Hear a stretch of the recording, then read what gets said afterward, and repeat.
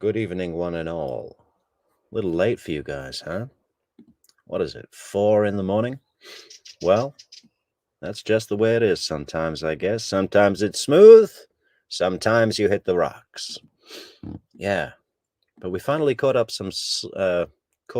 on some sleep here in the Metrix studio. We got 7 straight hours. Imagine that. You don't see firemen getting that much sleep, do you? Not around here, anyway. Anyway, we're fighting the batteries, and we're waiting for the sun to come and charge the studio. And it's almost here, but I'm kind of under a tree. Anyway, what are we looking at today, folks? Well, I gotta go through the Wendi Adelson testimonies anyway, because I want to cover the interview, the full interview again, and throw in some clips along the way from the multiple testimonies of Wendi Adelson, 2019, 2022, 2023, and maybe a few other bits and pieces as well. So I've got to watch it anyway. So I figured, why not all watch it together? I'll take my notes, get my time codes, and be right back. So that's what we're doing this morning. Just me and the one person watching. Welcome, you. Okay, share that screen. No, I know we have a lot of new friends in Germany, India, Bangladesh. They're tuning in from Bangladesh. Yeah, it's not just Eastern Standard Time. We're a global enterprise. Okay, share this screen.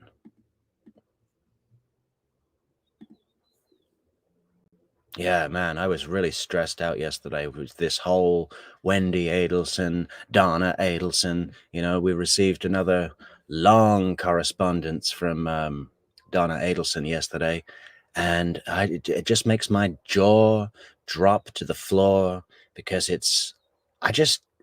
these people, they're not living on this planet. What are they fucking talking about? You know, completely delusional. Really believes that she's going to get set free, walk on out of there, and then save her son. Okay, Donna. Well, I guess we'll see, Donna. Yeah, but as I was walking through town, I was thinking, you know, what insane little bit of cinematic movie violence could I watch to vicariously digest and work through my frustrations with these people? Should I watch Joe Pesci putting that guy's head in a vice and twisting it until his eye pops out, you know? Or maybe Vinnie Jones slamming that guy's head in a car door until he's, squashed. All his head is squashed. But then I came back and I just thought, why not just put some silverback gorilla beating his chest? And that worked a treat, So medical advice for you all, guys. If you're feeling the frustrations like I was, if you need an outlet, go on to YouTube, type in silverback gorilla gets angry or something, and it will help you. It will help you just, breathe in moments of disquiet. How do we do this? Full screen that puppy. Good afternoon, Your Honor. It's John Lauro, Lauro, and I'm counsel for Ms. Adelson. Yes, you will be able to recognize me in the gallery. I will be the one with completely black eyes. I don't mean black eyes like he's been beaten, but if you look at this guy's eyes, there is no iris. There is no cornea. There's nothing. It's, what do you call it? The colorful bit? Pupils. His pupils and irises are just like one color. Tell me that doesn't look demonic. And it's my understanding that the state is requesting the court to compel Ms. Adelson's testimony. Is that correct, Ms. Kaplan? Yes, Your Honor. All right.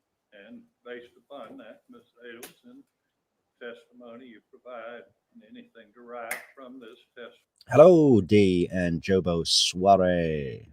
testimony cannot be used against you, but you will be required to answer all relevant questions. Do you understand that? Yes, Your Honor.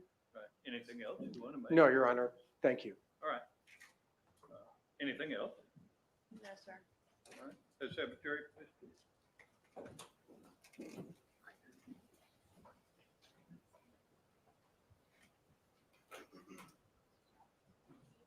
Your Honor, I just gave an estimate on the time so I can tell the report. I think she said about 45 minutes. Would we then break after theirs and reserve cross for Tuesday? No. We're going to finish today with this witness. I understand. I don't believe that we're going to be able to do the deposition. That's up to you. Man, this judge is tough, huh? Most judges kind of work with attorneys to find a resolution that works for their plan, you know, within reason for the court. This guy's like, no, we're not breaking and then you're handling cross on Tuesday. We're finishing this today. Oh, okay, Your Honor, but then we won't be able to do depositions. That's up to you. Talk about no nonsense judge. You guys can secure a report for us. Yeah, we know, D. Judge Hankinson died, and in between Catherine's mistrial and her retrial, and his wife, his widow, made a point of attending every single day at Katherine Magbanua's retrial, you know, to kind of symbolically finish what her judge husband began, which I thought was a nice gesture. Oh, tonight you mean? Have to work on that. Don't know. Wait. You're in the courtroom?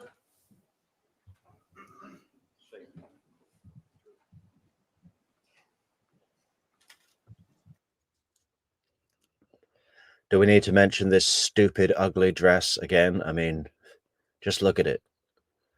I don't know who would design that. You know, imagine the production process from simulation to having it signed off by board members. Everyone said yes. Okay, we'll give you the money. We love it. We're going to sell millions of these. We love it. Go to work, get it made in Sumatra, and bring it back to America, where we will sell them like hotcakes, like fresh out of the oven, warmed through cakes. That's how they're going to sell. Somebody told me the brand before, but I can't remember. Does anyone know in the comments what the label is on that dress?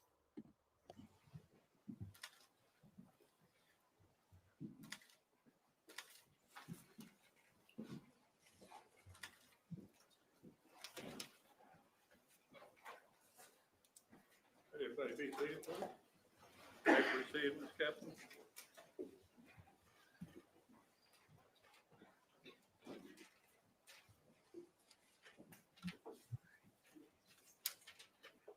All right, please introduce yourself and spell your name.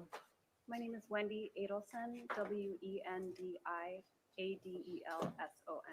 How are you employed, Ms. Adelson? I'm an attorney. All right, and do you know, Microphone up just a little bit, if you would, please, ma'am. All right. I'm an attorney.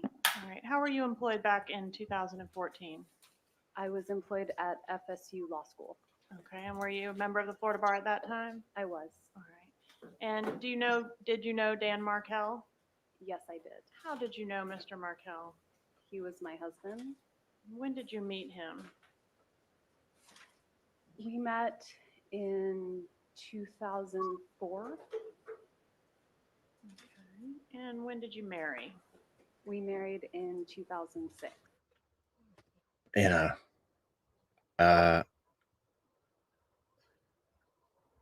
I can remember things a lot quicker than that. Look at it again. Look at this stupid answer. Husband. When did you meet him?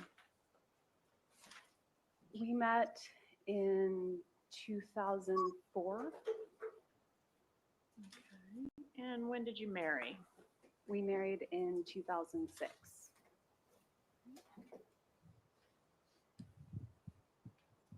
Did you ever live in Tallahassee? I did live in Tallahassee. When did you first move to Tallahassee? We moved to Tallahassee in 2000, in the fall, August of August is not fall. August is summer. 2005, and we lived in Tallahassee that academic year, so from 2005 until the summer of 2006. And then we spent a year living in Miami from 2006 to 2007. And then I lived back in Tallahassee from 2007 to 2014. Why did you move to Tallahassee the first time? The first time we It's not Yves Saint Croissant. moved to Tallahassee for Danny's job. He got a job at FSU Law School. That'd never get through at Yves Saint Laurent. You know, it's another name, boutique kind of name. I can't remember what it is, but it's not anything major. All right. And what about the second time? And the second time we moved back to Tallahassee because he had tried to get a job at University of Miami Law School and it didn't work out. All right. So both times it was for Lie, bzz, bzz, lie. his employment. Yes, Okay. Did you like living in Tallahassee? I did. All right. And did you live on Trescott Drive? We did.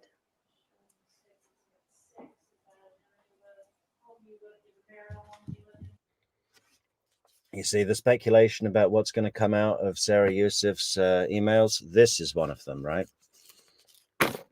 I've been saying, you know, there's been a lot of people getting really excited about this huge revelation that's going to come out from Sarah Yusuf's statements, records. People are saying, oh, you know, she's a defense attorney, so she'll know what's really good value for the prosecution. I don't think there's going to be much, to be honest. And I have suspicions that Sarah Yusuf, Wendi has seen all this coming and planted her seeds accordingly. But I think some things that could come out are how much she hated Tallahassee, which would obviously impeach these statements where she's like, no, I love living in Tallahassee. I was happy at my job. I was relieved that my litigation to move to Miami got refused. That was our home. And where are you from, Ms. Adelson? I'm from Broward County originally. Okay. And do you have family members in Broward currently? I have one family member in Broward. Where do you live currently? Or you can just tell us. I live in Miami-Dade County. And what about your Yeah. Nice vagueness to those answers, huh? I'm from Broward. I was with Taco up in Broward, and he told me everything. Do the right thing, man. Take care of Taco like you've been taking care of Katie and Tudo, man. This ain't going away, man.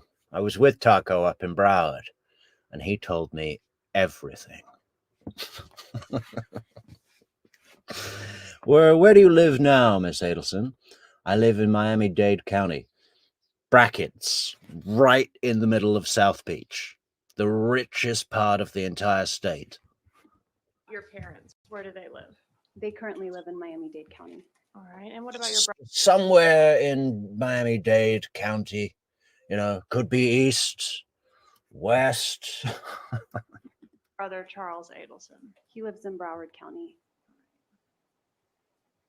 And do you have any children? I do. And how many children do you have? I have two children. What are their ages? They are 10 and 8, turning 9 soon. Okay. Both boys? Both boys. And both the biological children of Dan Markell? Yes.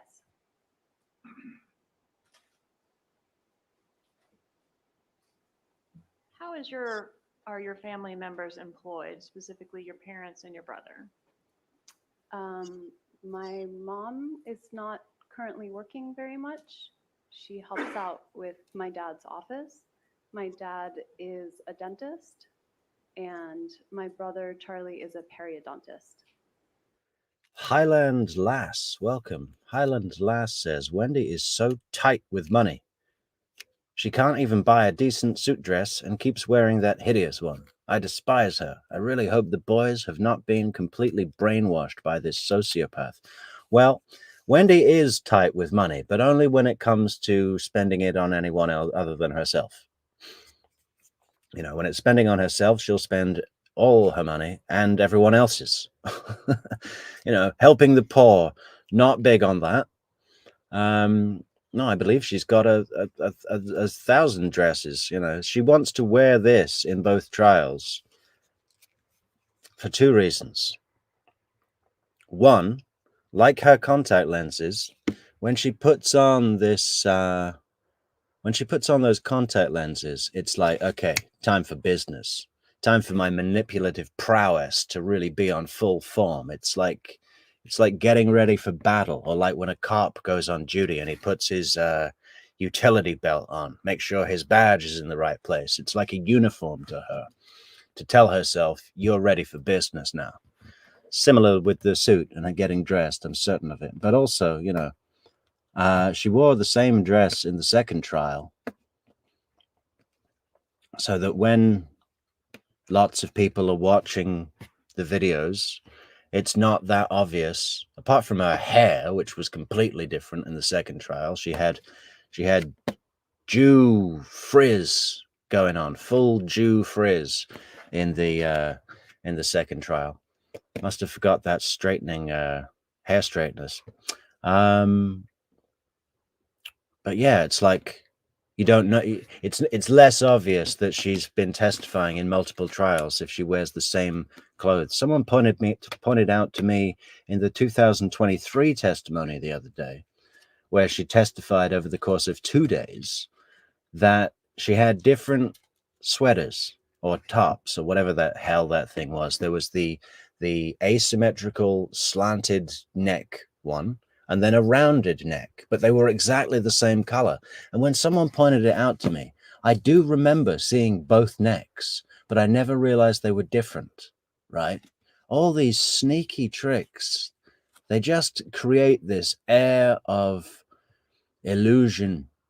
You know, it's all part of her manipulation, hypnosis tactics.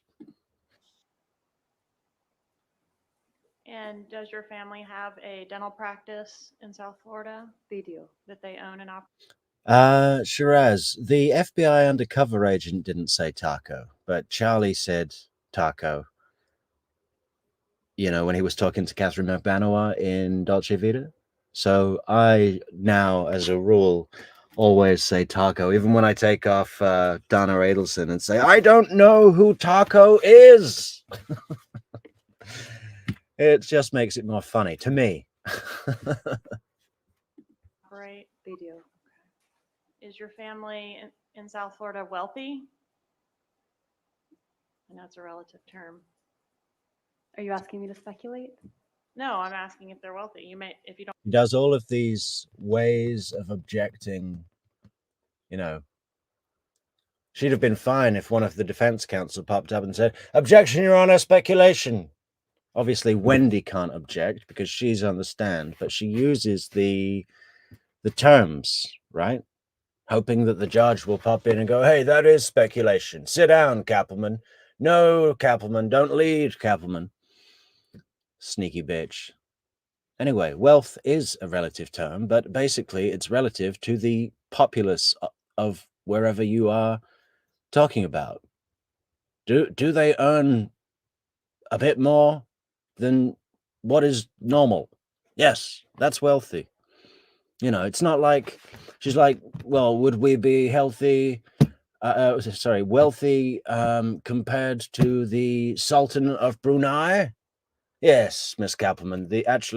I don't know whether my family are wealthy or not, because the Sultan of Brunei came to our house and he said it was shabby. So obviously we're not wealthy compared to him. Don't know, you say you don't know. It depends how you define wealthy. Okay. Are they millionaires? No. Are they millionaires? No. Really? I think all dentists are millionaires, aren't they? I mean, it's not that much money anymore. If you take into account your assets, your house, your car, I think $1 million is pretty not that much above average, is it? I mean, it's way more than what I have. But you know, I'm not in that lifestyle. I'm not a dentist living in South Beach. $1 million in South Beach. I mean, we've seen the value listings of the comparative apartments in the Icon where Donna and Harvey live. They're $7 million for a 4-bedroom apartment. Now, okay, this is 2019. It's not that long ago. It's multiple millions to live in the Icon, to purchase, right? I was looking at this listing of the interior of one of these. It was a 2-bed apartment in the Icon, $3.25 million, right? And I was looking at it and I was thinking, who the fuck would want to live in this? Okay, they had a huge walk-in closet. I don't live in the closet.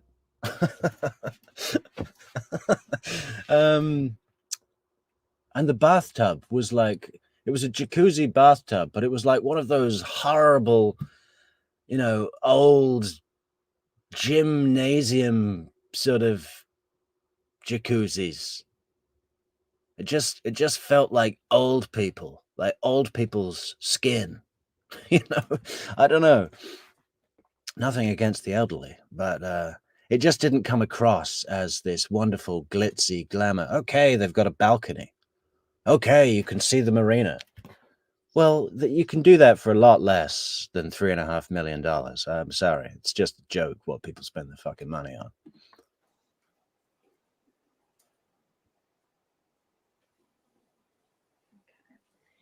When did you separate from Mr. Markel?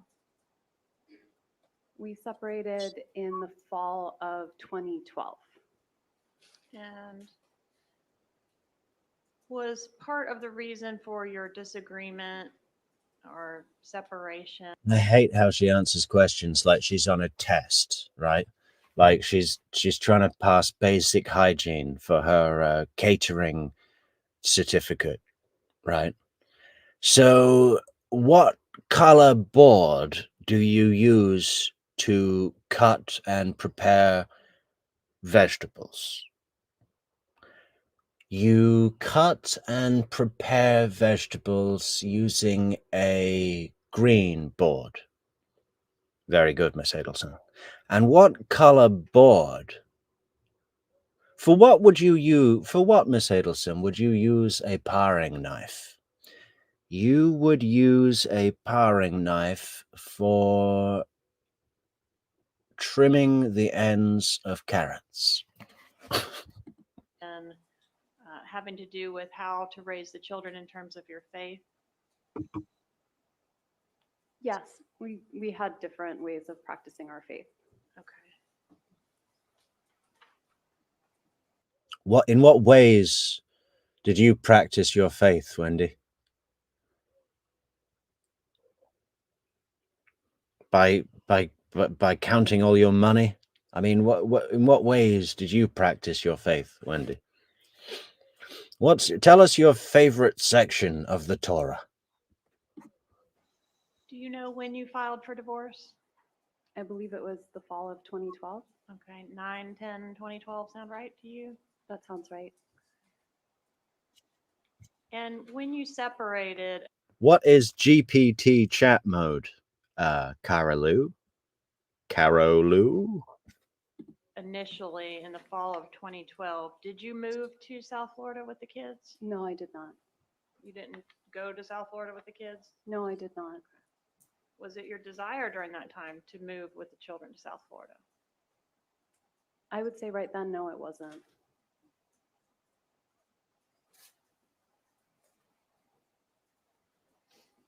Are you familiar with a court order ordering you to come back to Tallahassee from South Florida? I'm not familiar with that. When you moved out from the marital home there on Trescott Drive, you lived at another residence in Tallahassee, is that correct? I did. And do you recall the address there? I do. 33. Okay, I can remember every address I've ever lived at, and it's quite a lot, more than most, I'd say.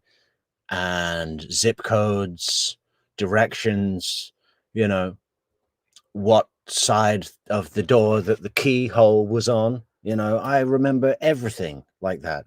I do remember where I lived a few years ago. It was, oh, this is tough. 3303 Aqua Ridge Way. It's as if she's on a history exam now and she's trying to remember, I don't know. And Miss Adelson, when Howard Carter discovered the tomb of Tutankhamun, where was he living at the time? Howard Carter was living on number 1 Cairo Road, Cairo. The 03 Aqua Ridge Way. Okay. And was there a time during the time that you were living there at Aqua Ridge that you determined that you would like to move to South Florida with the children? There was. All right. And were your parents very involved in trying to facilitate that relocation? My parents were supportive of me moving to South Florida. Would you describe your parents as being over involved in your personal business? As compared to other people's parents? Yeah. Yeah, I always compare my parents to, what would you compare them to that aren't parents? Other people's parents. Fictional parents? Alien parents? Penguin parents? Compared to penguins, my parents, Harvey would actually sit on a giant egg to incubate me, while my mother would go out and fish in the Antarctic Ocean.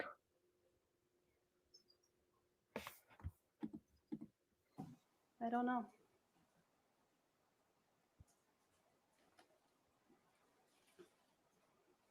Yeah, I have no idea about anything. I don't know what wealth is. I don't have any clue about normal parenting. It's impossible for me to compare my parents to another parent because I've never met any other parents. I don't actually know that any exist.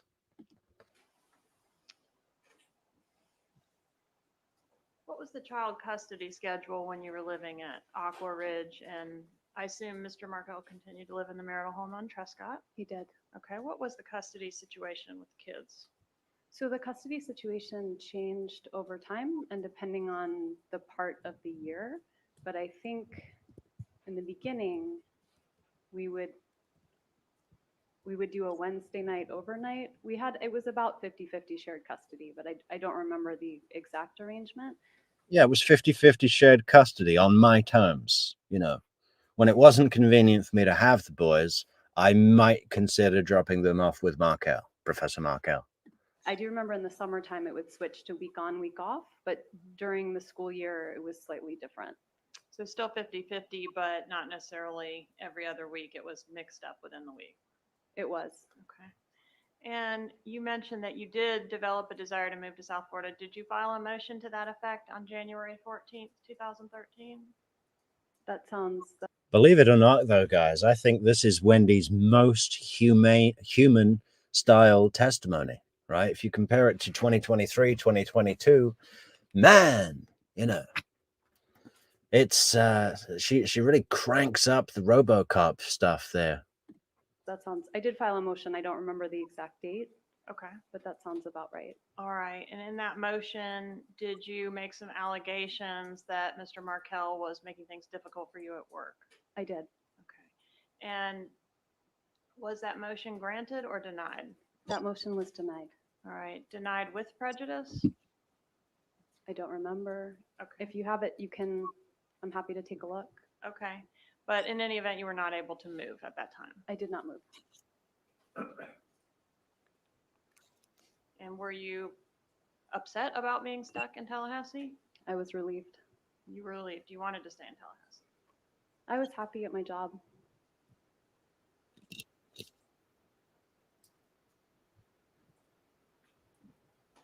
Okay.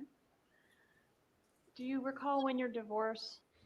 And I know that this isn't the most shared opinion out there, but I get the feeling, you know, when I entered into commenting onto this case, what really hit me was how non-divisive it was. Everyone seems to agree on the overall fundamentals. The Adelsons plotted, set it up, hired these guys. But as we work our way down into the finer details, guys, there are quite a lot of things that I disagree with what seems to be mass opinion, right? I don't think Wendi had any idea that it was Katie who was setting up the hit. She knew that Charlie was going to organize a hitman to take care of business. But to what advantage would it have been for Charlie to discuss this at all with Wendi? We know that there was a total shield, that Wendi was shrouded in plausible deniability, right? She knew the hit was going to take place. She knew Charlie was sorting it out, because he portrays himself as having the kind of contacts to get something like that done. That is when the details stop going to Wendi, right? You via dinner, Wendi throws up. People are saying, you know, including Georgia Kappelman, what did he say? What did he say when he made you throw up? I'll tell you what he said. He said it was Katie that set this up. And Wendi freaked out because that's obviously a stupid fuckhead move to organize a hit with someone that you're so tight with, so close to, so connected with. Someone that you've got multiple phone calls with, exchanged bodily fluids with. You know, it's a stupid move. And Wendi knows that because Wendi is pretty smart, actually.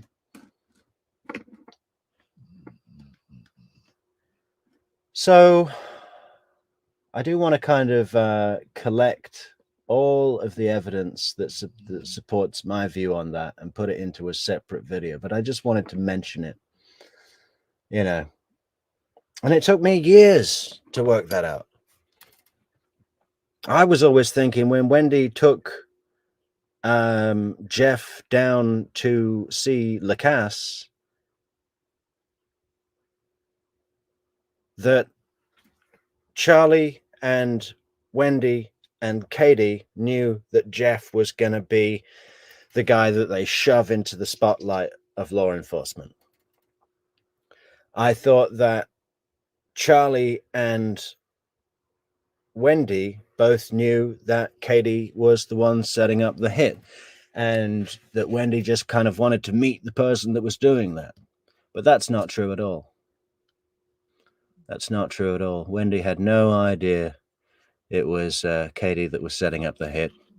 So from this point, I think she was already really pissed off with her mother and brother, as we've discussed previously.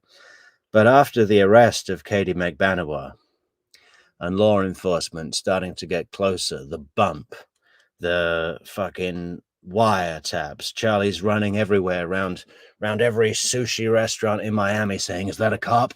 He's ordering a California roll. Who would do that? Who would do that? Probably a cop that doesn't like sushi. You know, hey, thanks for the super chat, super sticker, Laura. Good to see you and good morning. Oh, Canadian bucks. Toonies and noonies. Very nice. Thank you. What were we saying? Yeah, so Katie, Wendi was super pissed off that that, you know, she's being called to testify now in Katie Magbanua's trial. Someone that she's met, someone that she's had lunch with, someone that she's gone to the fucking beach with. She is not happy that she has a photographic record and witnessed record meeting the middlewoman that set up the hit to have her husband killed. And who did she get to do it? Her baby daddy, who's also on trial at this point. Wendi is fucking pissed off that Charlie made such a stupid move. And if Wendi had known that it was Katie, she would have said, no. We're not doing it with Katie.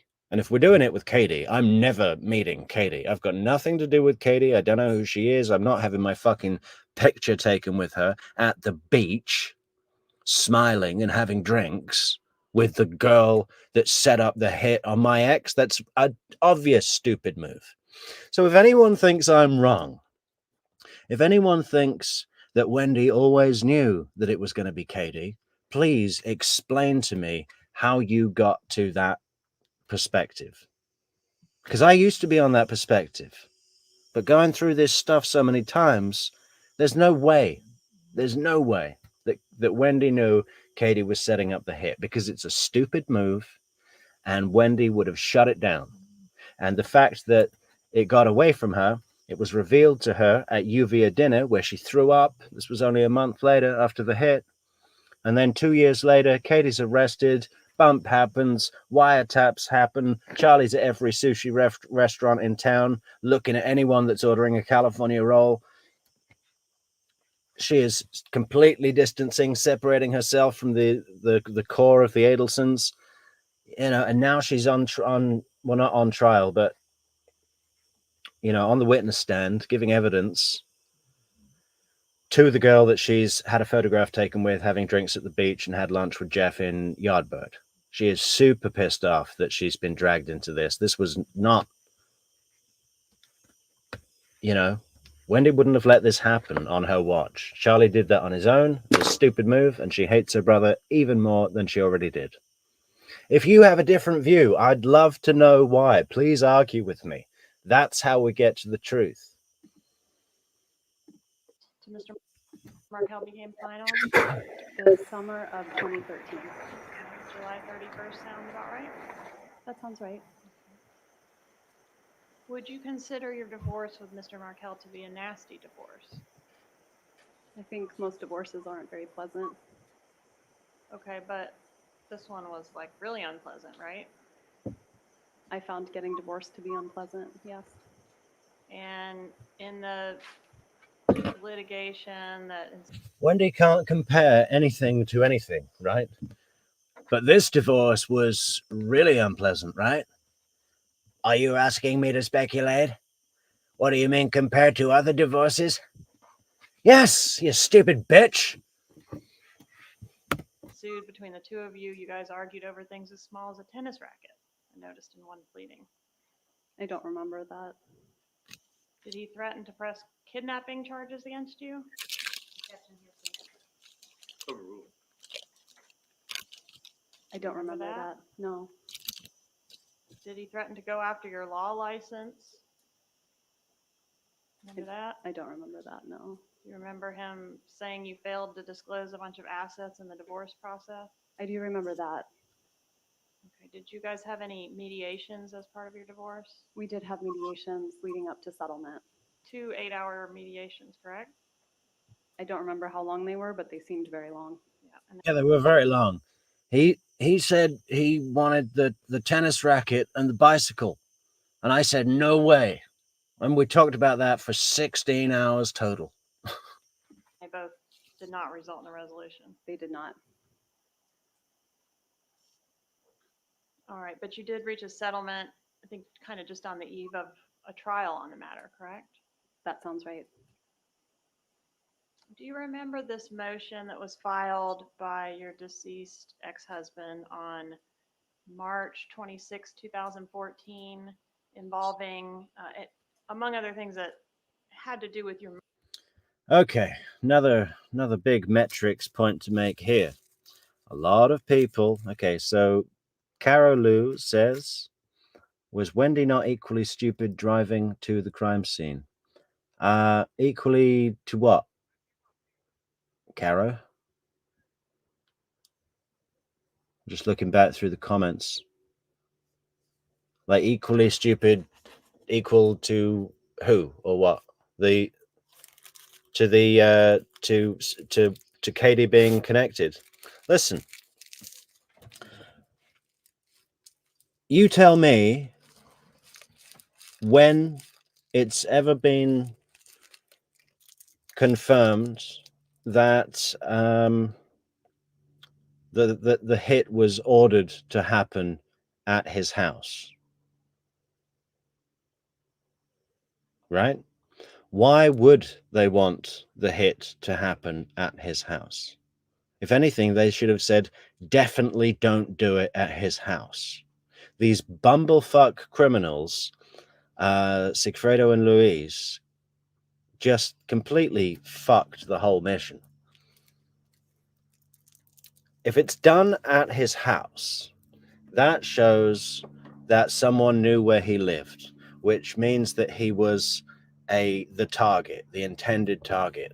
If it was just some random thing by the side of the road, huge cloud of ambiguity is cast over there. It could have been a road rage incident that went wrong, a robbery, a crazy person on the street, random attack, right?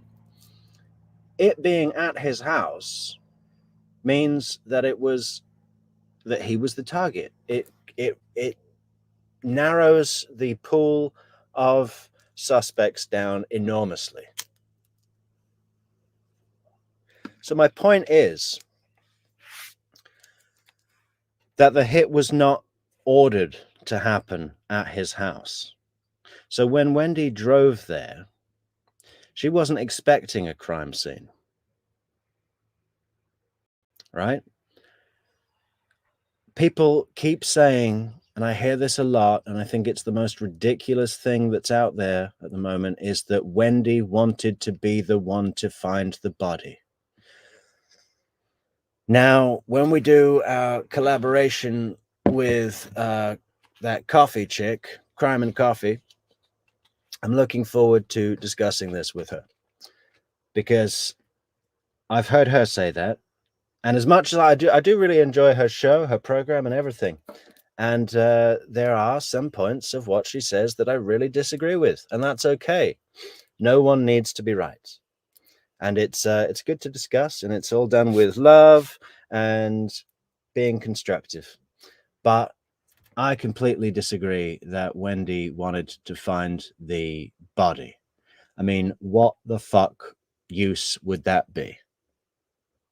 Right?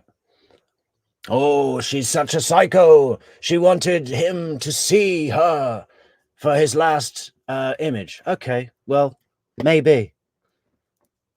I mean, she would probably assume that he was dead.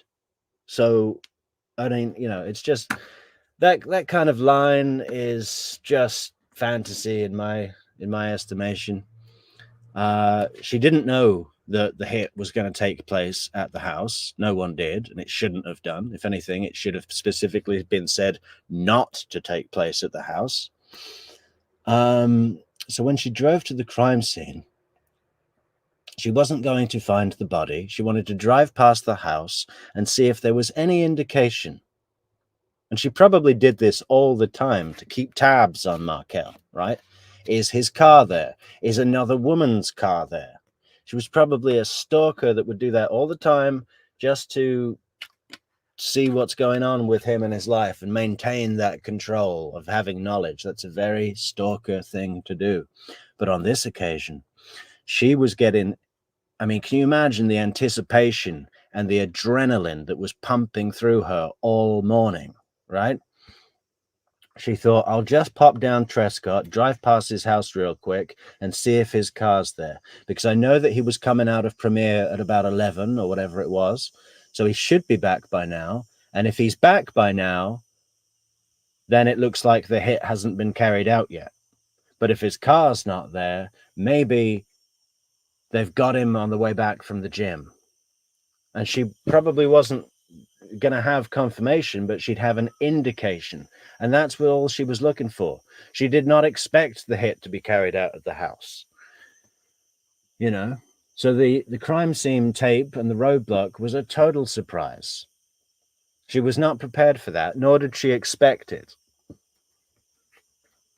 I mean, I don't know why people make such a big thing out of this. And I get the whole thing when we want to look at these stories and embellish them with even more psycho shit behavior, like that she wanted to be the one to find the body.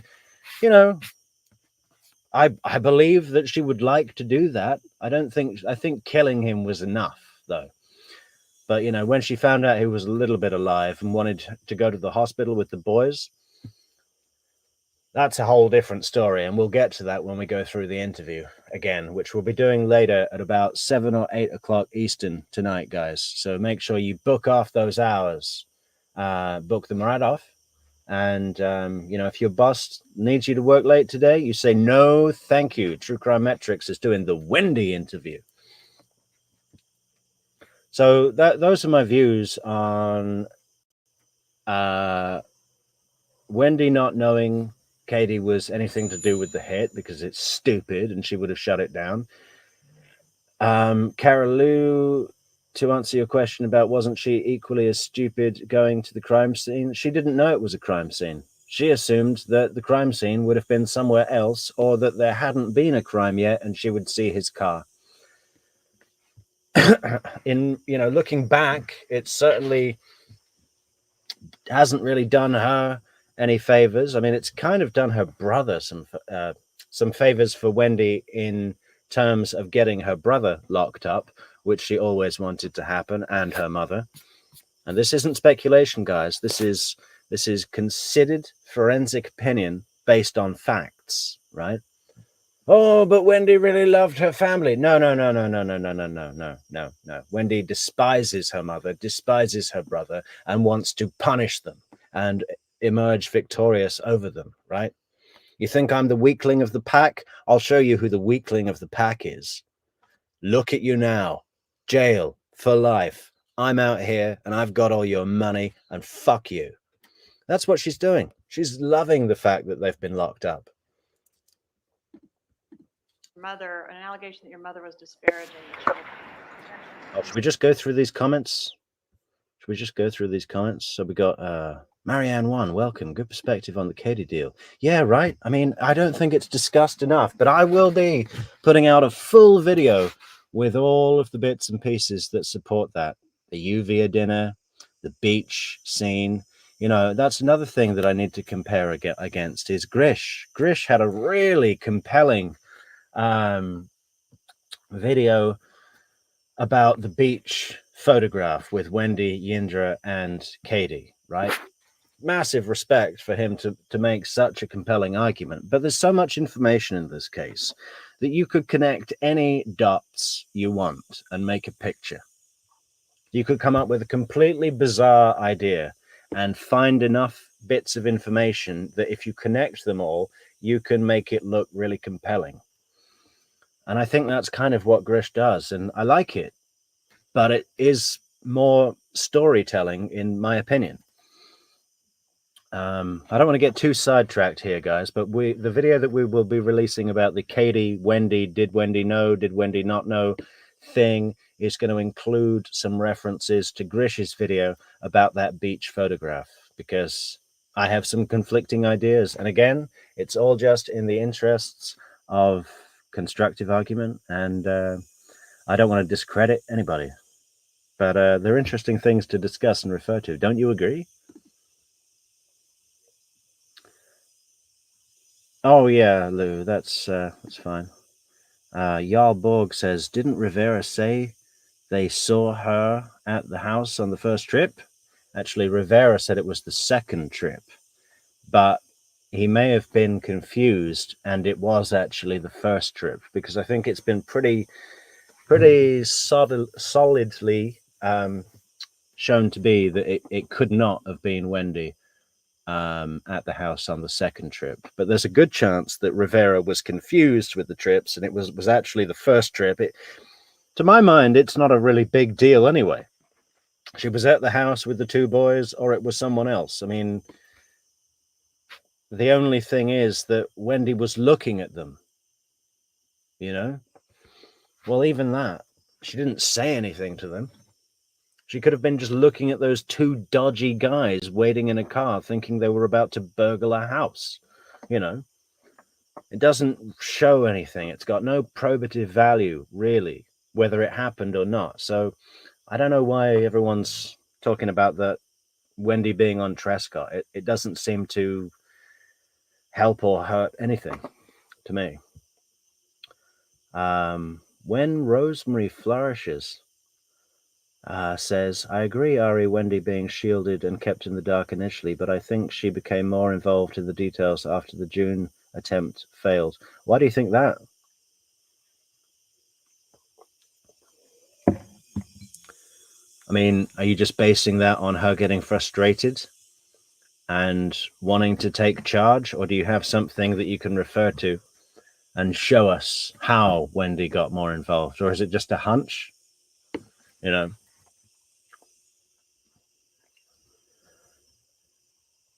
I mean, this is what I would see happening. I would say Wendi kicking up more of a fuss to her mother indirectly, being more upset, causing her mother more sleepless nights, in turn having Donna hassle Charlie more. We need that big birthday gift. Are you getting the paella man to come? Is he booked?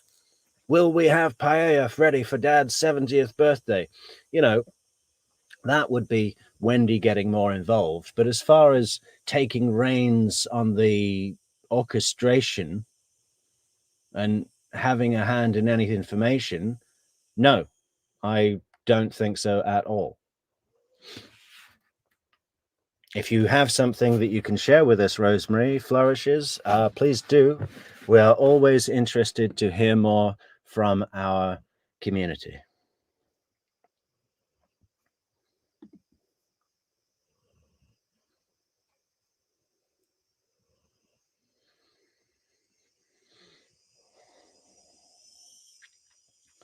Yeah, everybody but Wendi, really. I mean, you know, even the sloppy things that Wendi has done. This is what worries me about the letter from or the statement we're expecting to hear from Sarah Youssef, is a lot of these fuck ups from Wendi in time turn out that they were part of her plan, you know? So her letting slip to Jeff that the Charlie had looked into hiring a hitman for real and it would cost about 15 or 50 grand. That wasn't a fuck up. She did that to put light onto Charlie because she wanted law enforcement to go over there and arrest him.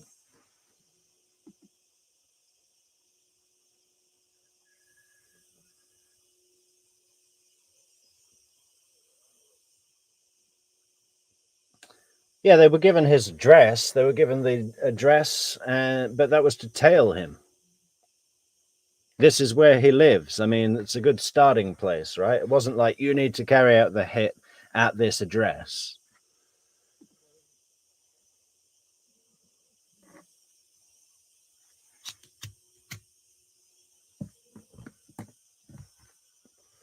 Who am I giving credit to, Marianne?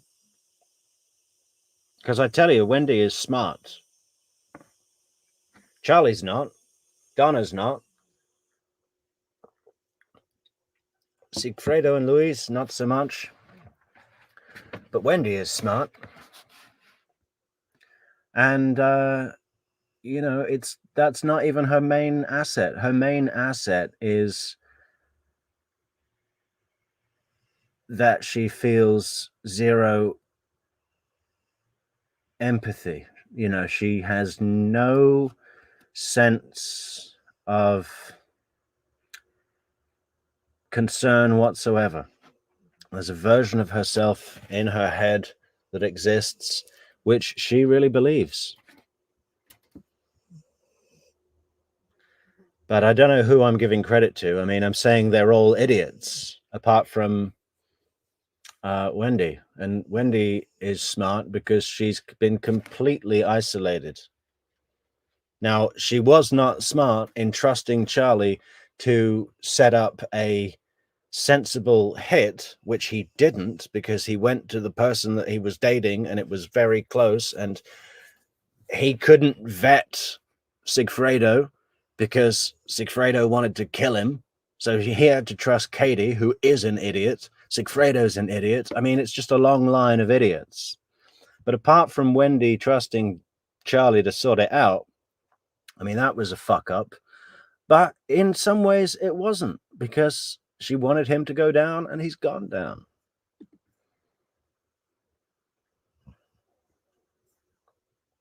Yeah, Shiraz, Wendi had no part in this, and certainly didn't want to be the one to find Dan's body. Let me explore with you how that would look.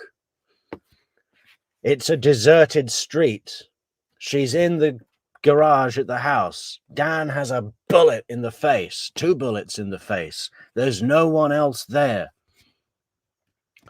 I guess the cuffs would have been on her then, right? Whole different interview we would have seen in that scenario. And yeah, okay, there's no gun at the scene, and they could swab her hands for gunshot residue, whatever.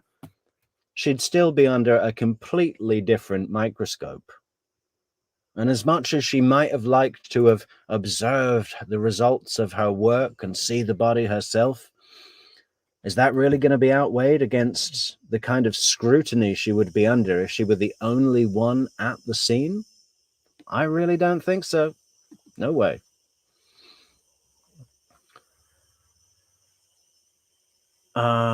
Yes, they were given his address and schedule that day. Yeah, schedule that day. Here's his address. That's where you start from. You follow him until you find a good place to kill him. It wasn't, you need to kill him at this house. I mean, how else are they going to find him? Just Dan Markel, Tallahassee? You know, they could have said his work, but, you know, a picture of a very professor-looking guy coming out of FSU into a black Honda Accord. I'm guessing there's more than one of those, you know? Morning, Adam. A lot of our Scottish friends in today. Candace Breeze. What a funky name that is. Is that your real name, Candace? Miss Breeze. Stevie Nicks. It kind of looked like Jeff's car. Do you really think so? Let's check it out together, guys. 2004 Nissan Sentra. We'll compare this. Does anyone know the year of the Prius? Does anybody know the year of the Prius? I'm guessing if it was a hire car, it was probably in 2014. Maybe it was a 2010 or a 2012 model. Maybe 2012. Toyota Prius.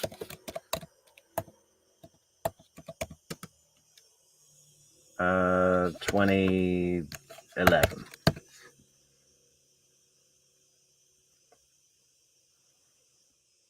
I mean, the Prius has a really super distinctive shape, right?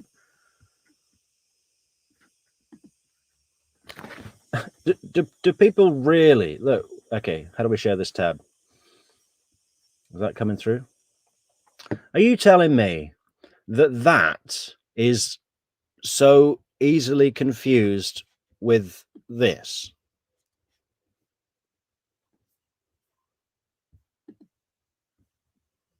I don't know. I guess I look at cars a lot, and let's go back to the other one. All right, there's the Prius.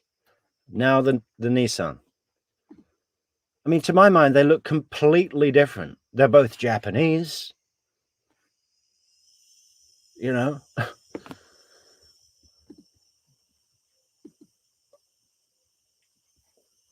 I don't know, guys.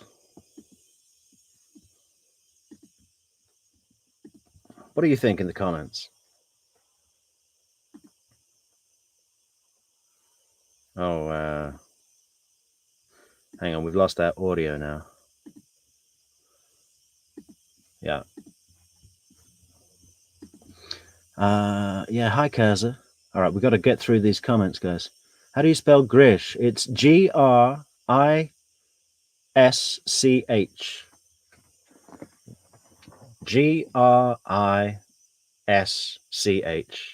is how you spell Grish.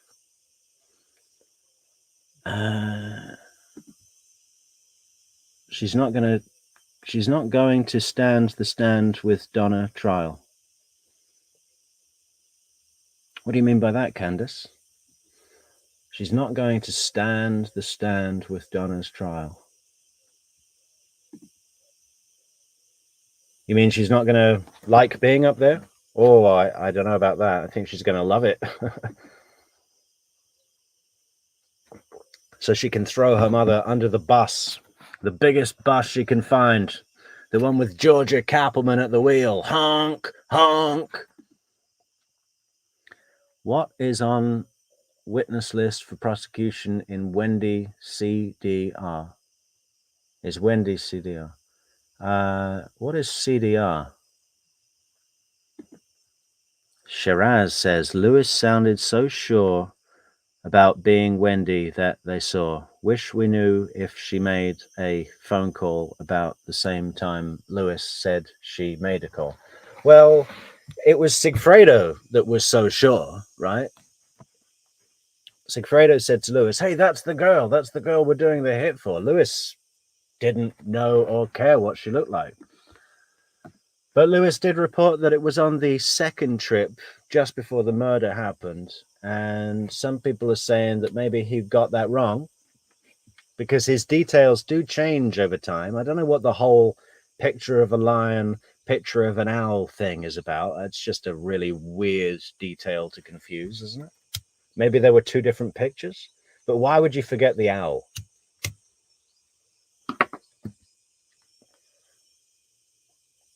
Wendi won't be on Donna's trial.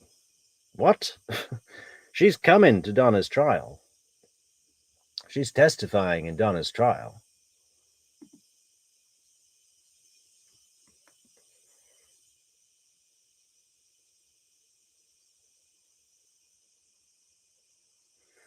Almond fence. If she was just checking if the deed was done or not, why the bullet bourbon? Well, the bullet bourbon's a completely separate issue. You know? Wendi likes to sew in little, jokes to herself, right? Those are little things that she can look at. The bullet bourbon thing, she can look at the bottle and know that she's got her own private joke, right? It's nothing to do with going to the scene.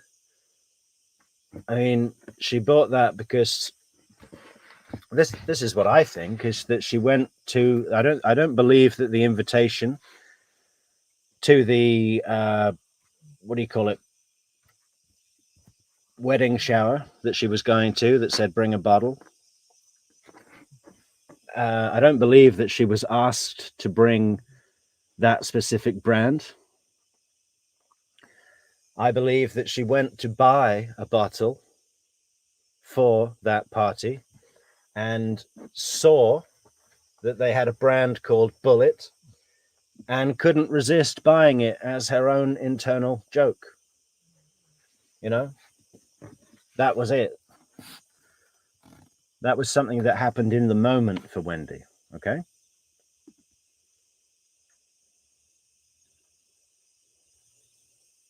Yes, Kaza. Have you ever considered joining a spelling bee in New York and competing with middle schoolers?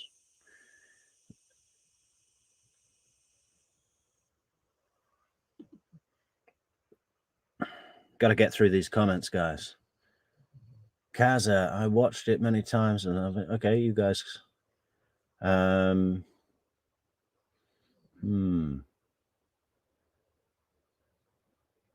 I sound like Anthony Hopkins.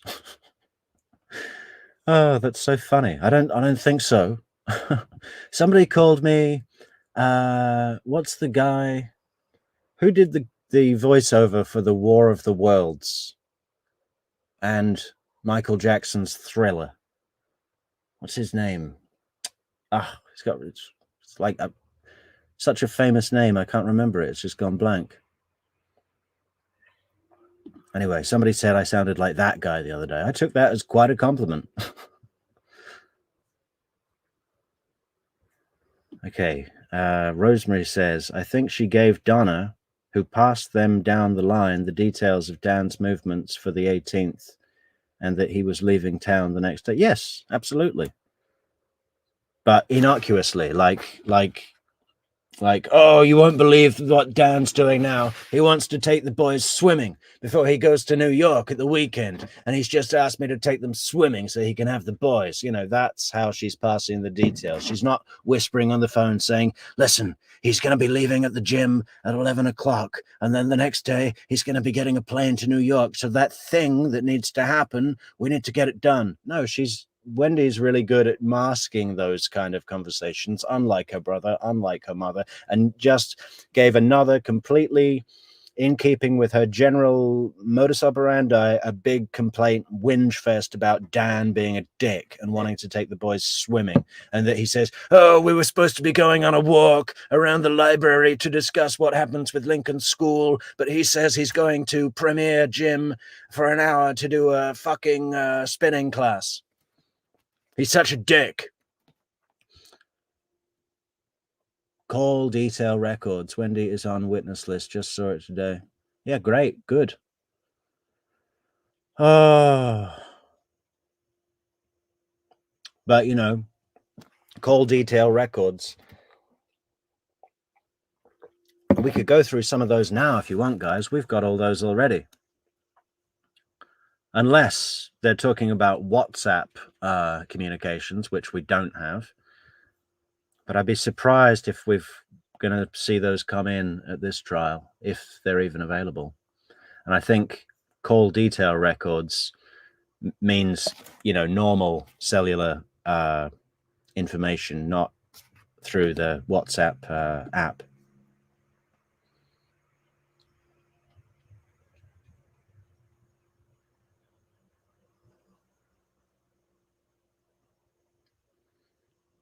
Wendy can't take the stand because the prosecutor will end up prosecuting her. Wendy's going to take the stand in Donna's trial, you know, for sure, Candace.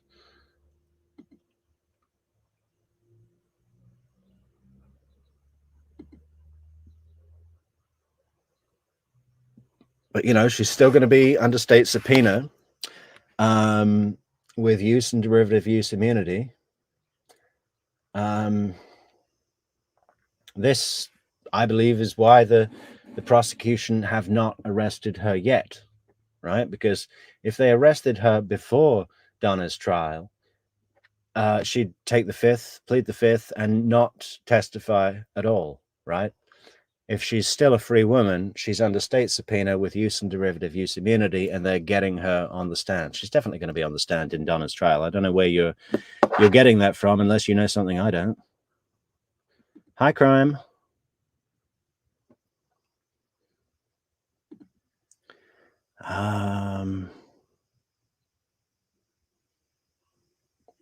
But obviously Wendy took the Fifth Amendment to, yeah, well, yeah.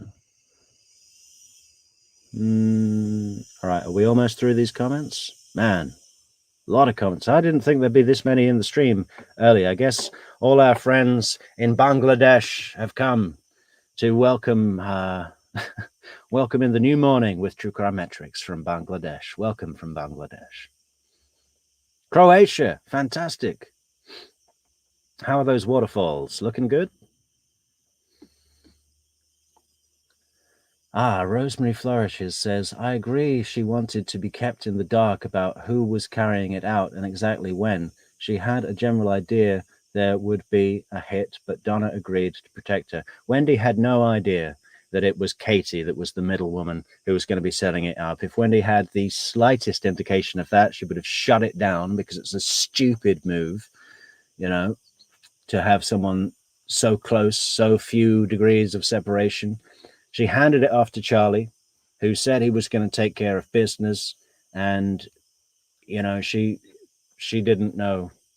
So the fact that she's now testifying in 2019 in the murder trial of someone that she's had her picture taken with at the beach with, someone that she's had lunch with in front of a credible witness, someone that was her brother's girlfriend and exchanged all sorts of bodily fluids with that guy, is a fucking stupid move, right? And Wendi is even more pissed off at her brother for being such an idiot and doing this, that she's now testifying. Think about that.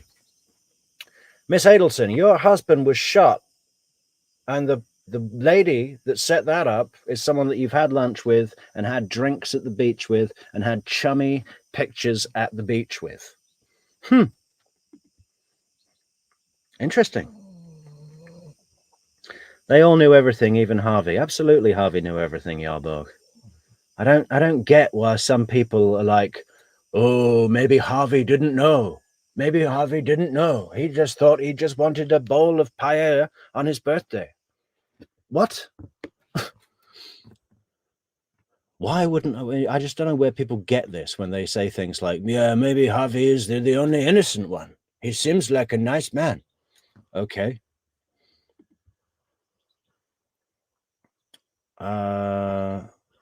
Wendi is a mastermind. Donna, Charlie, and others are her flying monkeys. Absolutely, Stella.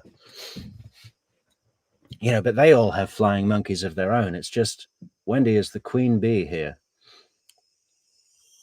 And no one is not expendable to Wendi. Even those boys. People go on, oh, she really loves the boys, though. She does not love the boys, okay? This is what the boys represent. They represent an extension of Professor Markel.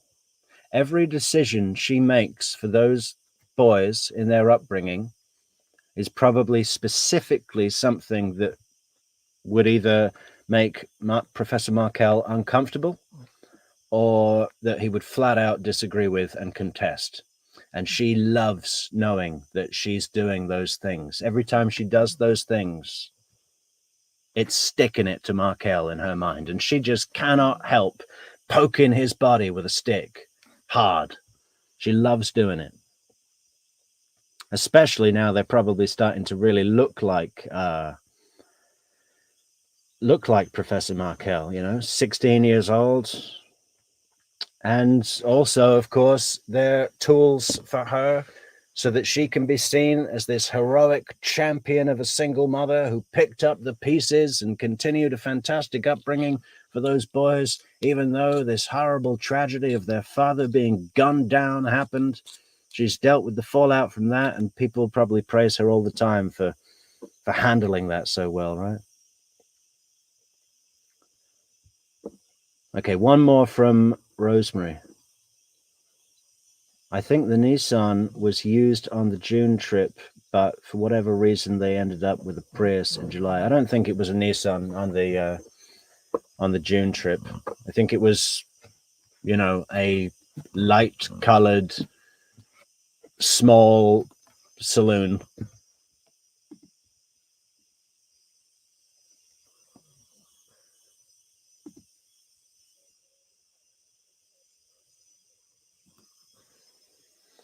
Adam, does Metrix do many lives at this time? Well, we're just all over the place at the moment.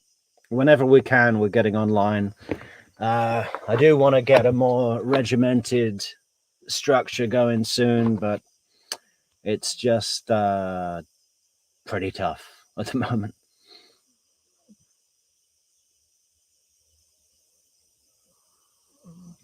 Okay, we are up to date. Hello, Sydney, Australia. Yeah. Say hello to Jimmy Barnes or Ian Moss if you see him. Sorry. Disparaging him to the children is what I meant to say. Are you familiar with that pleading? I am familiar with that pleading. All right. And in that pleading, did he allege that you were depriving him of physical access to the children? I don't remember the specifics. Do you recall whether he was complaining about you refusing to communicate with him about right of first refusal to the children during your time with them?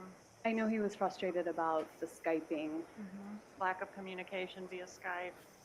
It's between hard he to and the Skype children. with two toddlers, yes.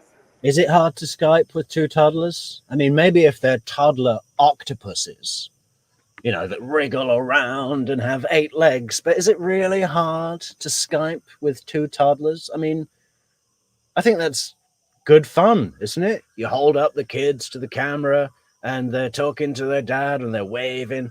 I mean, what is she talking about? If they were toddler octopuses, I could sympathize. You know, that might be tough. But just normal kids? All right. And in that motion, do you recall him being upset about an allegation that you let the kids eat non-kosher foods? I remember him being upset about that in general, but I don't remember whether it was an emotion or not. What does that mean, non-kosher foods?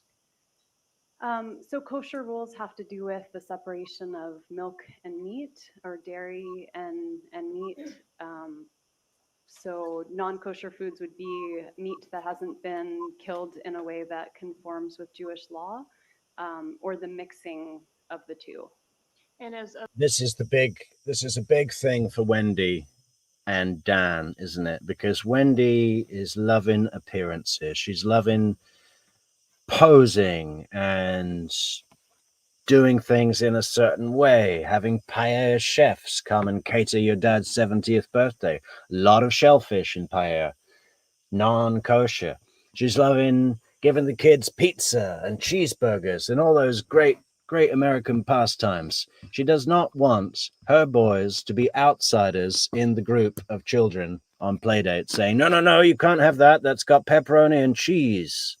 Oh, no, put that cheeseburger down. You're having a plain tofu burger with no salad. Just tofu in a bun. You know, she just didn't want that kind of lifestyle for the boys, or for her to be the kind of weirdo, if you like, as she would see it as, you know, the outsider, the Jews in the corner that can't do anything American.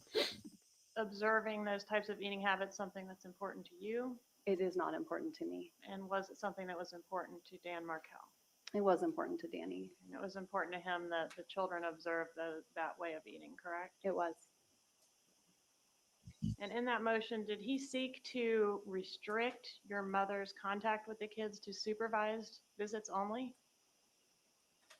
I don't remember, but if you'd like to show me the motion, I can take a look. Okay, but you don't remember that portion. No. All right. Do you remember the allegation that your mother made statements to the children that grandma hates you?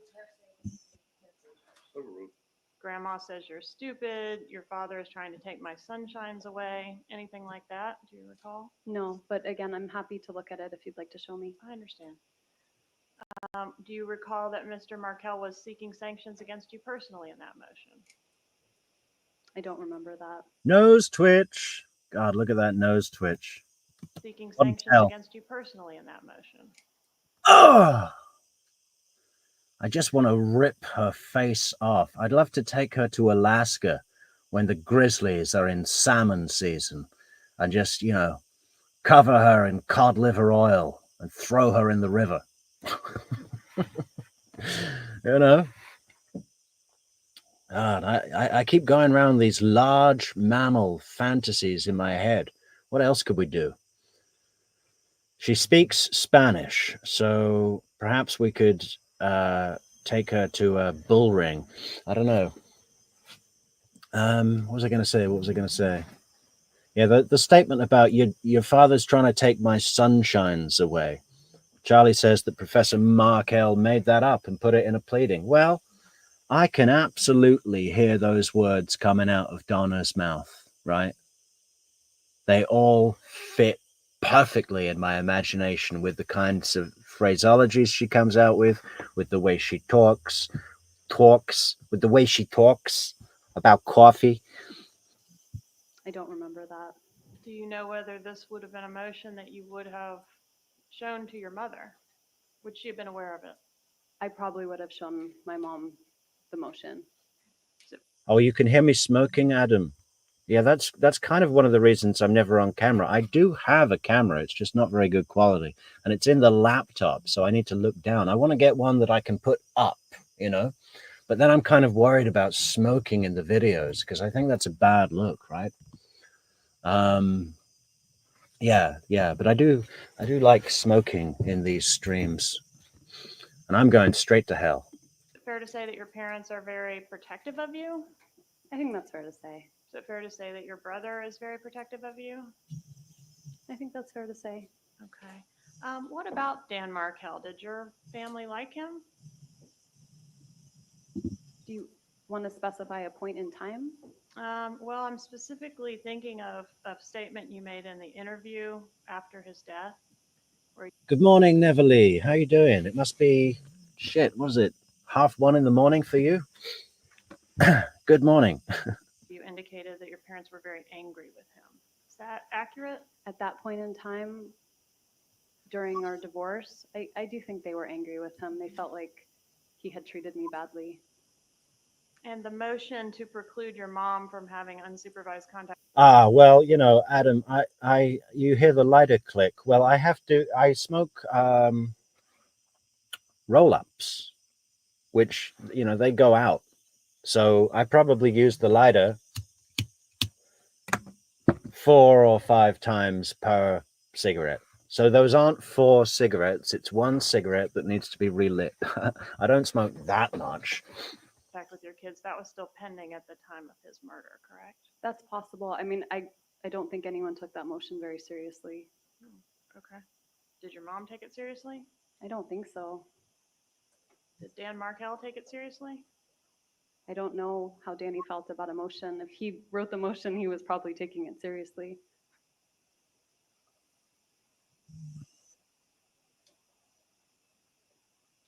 Hey, 100 people in the stream. We see all those guys in Mumbai, all those guys in Mumbai and New Delhi. They're coming in their hordes. Let's get 100 likes going, guys. What do you say? Exercise those thumbs. You want to hitchhike? You want to ride in a big 18-wheeler? You need a big thumb.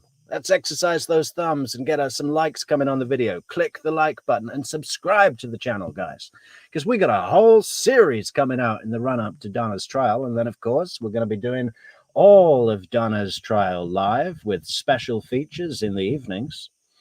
And what are we doing then? Yeah, then we're straight on to Sarah Boone, right? Pretty much. We're going from one to the other. And it's going to be fantastic.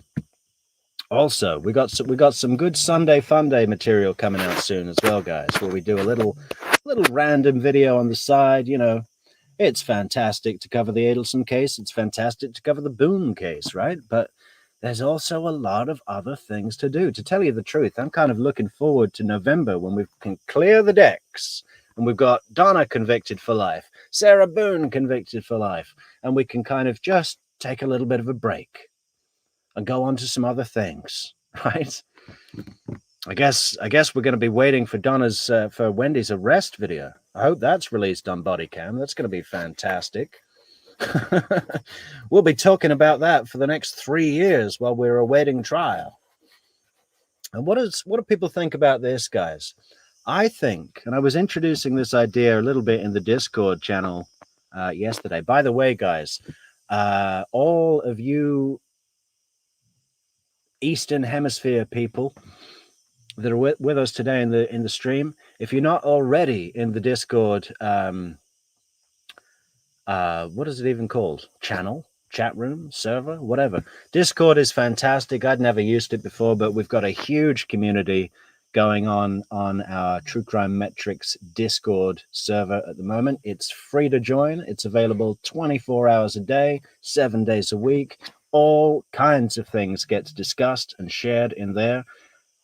Adelson case, Boone case, other cases, and just general things about people's day. It's fantastic. And there's a link in the description.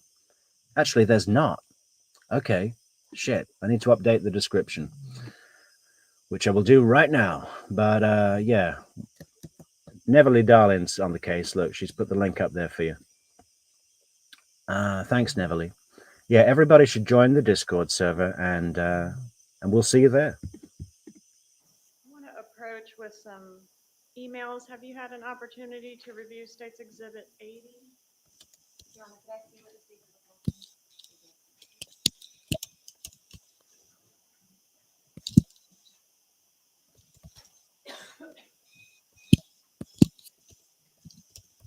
I'm gonna, I don't know if you want to do it now or I'm gonna request a sidebar. What's that? I'm gonna request a sidebar. The letter of intent first.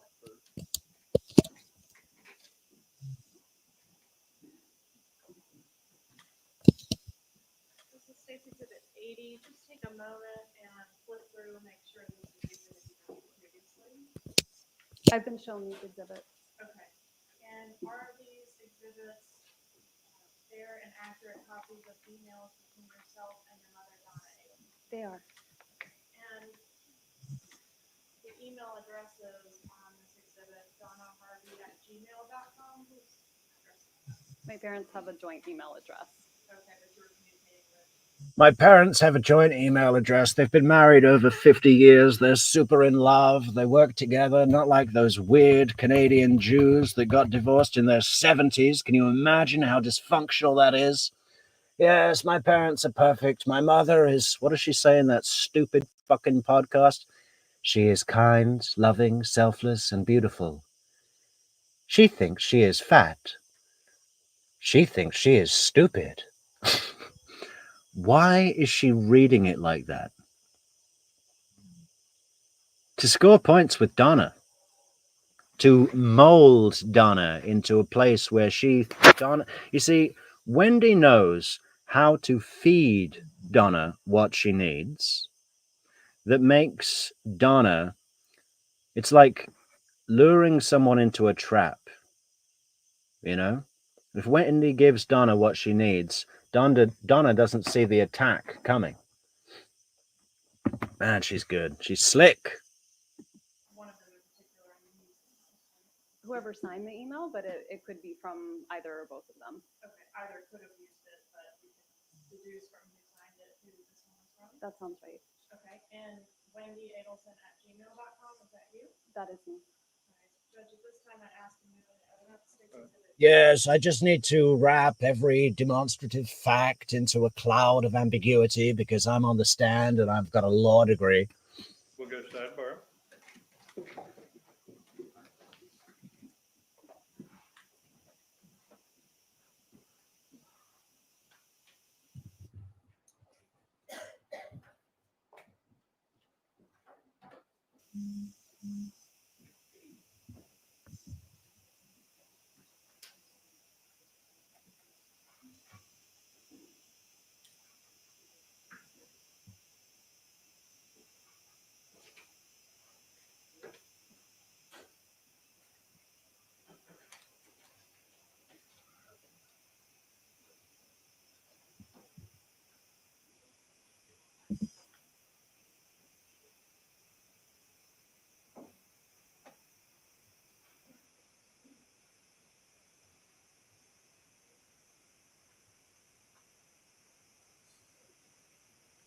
Yeah, Stella, I had heard of Discord, but I'd never used it. It's basically, I'll show you. It's basically, so this is Discord, and it's just a huge chat room, and we've got multiple subjects or rooms. Yeah, it's just a community online for people to talk all day long, and it's fantastic. There's a lot more to it than I have discovered yet, but we've got it, and people love it. There's a huge community on there, and people are in it all the time. So if you can't get enough True Crime Metrix during the day, you can always come and join us on Discord.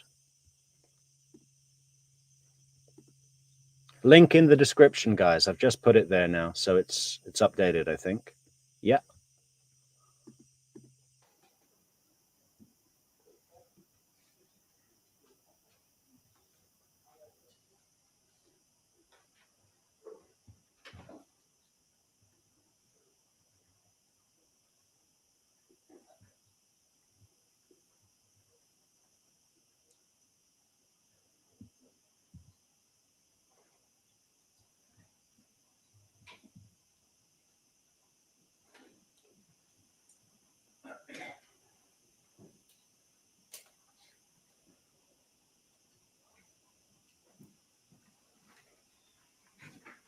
me give a brief legal explanation to the jury. You've heard a number of hearsay objections about things that were said by Mr. Markle, things that are in these emails by another person who may not be testifying.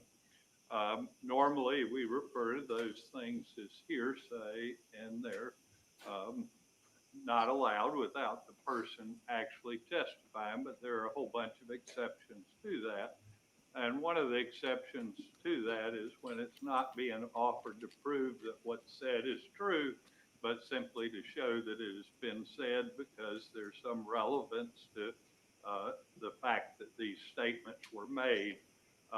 So I am not offering these statements to show they're true. These persons, I mean, obviously, Mr. Markle can't be here for us to have cross-examination of him. We don't anticipate that the other Miss Adelson will be here as a witness. We can't test.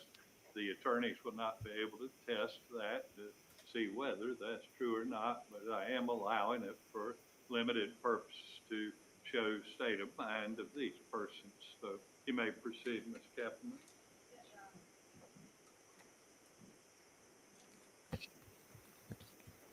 I noticed in the emails that your mother referring to, who I think is Dan Markel, as Jibbers. What does that mean? Jibbers was a nickname that I gave Danny when he was being really difficult and causing me a lot of pain. Was sort of a nickname I gave him to make him feel less threatening. So it was a derogatory thing. I wouldn't say it was derogatory. Did you call him that to his face? No, I called him Danny to his face. Okay. And Jibbers. Yeah, I only called him Jibbers behind his back.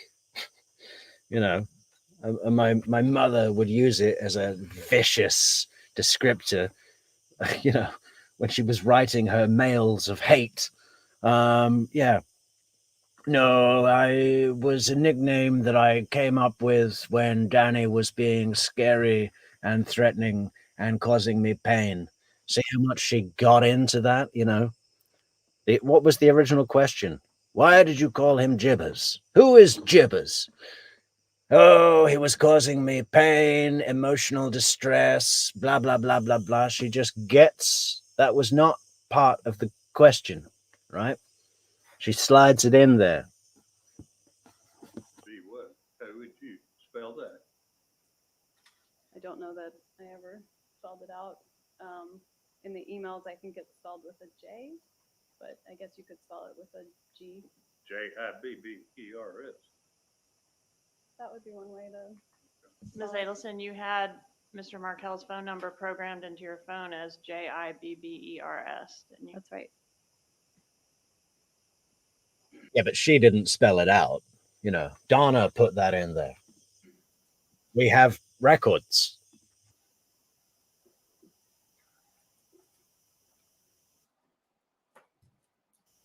Do you know much about your brother Charles Adelson's business practices? Hey, we're getting so many comments, guys. If you need something read out, put what emoji are we using for those big red question marks? I feel like we should do a different one. Why don't we do the explosion? Explosion. No, which one? What is it called? Let's try something new and different. Yeah, this one. How about that? If you need something read out, guys, put the explosion. I know that he does implant surgery. Do you Or the big red question mark. Either one. Whatever you like best. know anything about whether he offers discounts for cash or does a lot of business in cash? I have no idea. Do you know if there's a safe in your parents' house that has stacks of cash inside? I don't know about a safe with stacks of cash. So you don't have a stack of cash in your parents' safe. That's Wendy's stack. No. Okay. I'd love a photograph of this safe with this stapled money. I mean, these people, you know, when they're going into their safe, turning the combination or whatever it is, do you think they have one that you turn or it's digital? I don't know, but they open the big heavy door, right? A safe the size of a refrigerator, huge safe. And there's this stacks of money. Can you imagine what it's like for them to kind of stand at it and look at it and feel like the criminal masterminds? And there's, you know, Wendy's stack, Donna and Harvey's stack, Charlie's stack, and they keep moving money from stack to stack. And it just must make them feel like such cool criminals, right? Did Charlie Adelson like Dan Markel? And again, I'm referring to the time frame before his death.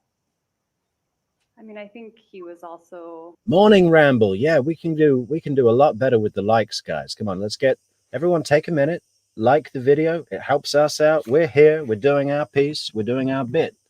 You guys do your bit, exercise those thumbs, hit the like button. Also, Patreon. Patreon is building by the day, folks. We got the members rolling in. You don't want to miss out. Join our Patreon. You can sign up to support the channel on Patreon, or you can become a free member on Patreon, which, you know, you get some stuff for. Of course, the paid members get all the really good stuff, but you can still join the community on Patreon, buymeacoffee.com, and Discord. Discord's for free. I mean, you know, what more do you want? There's loads of links in the descriptions, guys, where you can see the merch, you can see the Patreon, you can see the Buy Me a Coffee, you can like the video, subscribe to the channel, and join the Discord. Fantastic stuff. And social networks, Facebook, Twitter, Instagram.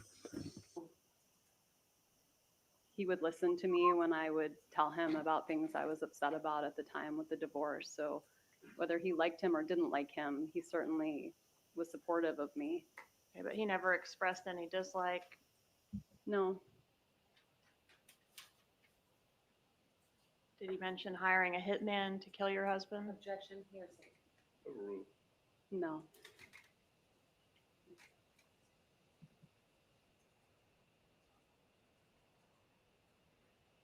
Did he ever joke about he looked into hiring a hitman, but buying you a TV as a divorce present would be cheaper? He did make that joke.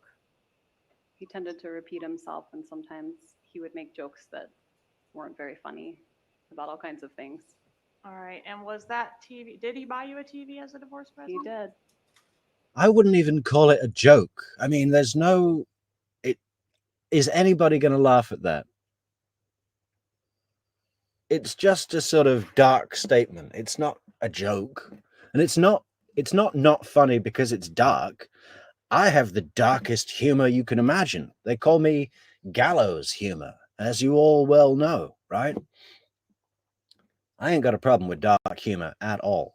But that's not even funny. The joke, oh, hey, you know, I was going to get her a hitman for a divorce present, but I said the TV was cheaper, so I got her a TV. Ha, ha, ha. And was that TV the same TV that was being repaired at your residence at the time that your husband was murdered? It was.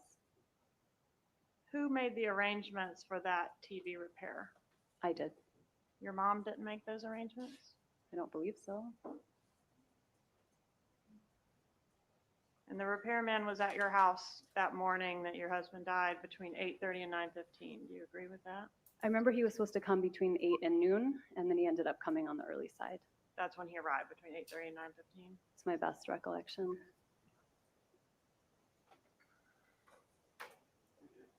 Did Charlie ever say that he considered all possible options to take care of the problem being Dan Markel? Objection, hearsay. Your Honor, I just have a standing objection, so I don't think you can do it. Did he ever say that? No. After the murder of Mr. Markel, did Charlie Adelson take you out for a celebration dinner? No. Do you recall any dinner where shortly after Mr. Markel's death where you were with Mr. Charlie Adelson and vomited? That's a good point, Ramble. I've heard it before, but we'll mention it again. And good morning, Ramble. Good to see you. Ramble On says, This is the trial appearance where she got shit Botox and the very top of her forehead wrinkles, but the rest doesn't. I know, right? I mean, the doctor probably should have said to her, listen, Wendy, you need to hang from the ceiling upside down by your ankles for a day, a whole day, and let that Botox drain down to the top of your forehead, right? Because we didn't get enough in. And yeah, what an unattractive, disgusting, and this is probably the most attractive that we've seen her in any trial. But I wouldn't touch this girl with a 10-foot pole, right? Don't get the appeal. Okay, the black dress picture, she cleaned up well in the black dress picture. She's tall, she's slender, she's toned. But even then, she's got that big Jack Nicholson Joker teeth smile that would put me off. And Wendy has this thing in her eyes. Let me see if I can show you this picture, guys. She has a predatory stare, just like you would get looking at a lion or something that's watching a wildebeest, waiting for its moment, coming in for the kill. She looks at things like they're food, which is quite common in psychopathy, I think. Let me see if I can find this one picture. It's like way back, not that far back, but it's...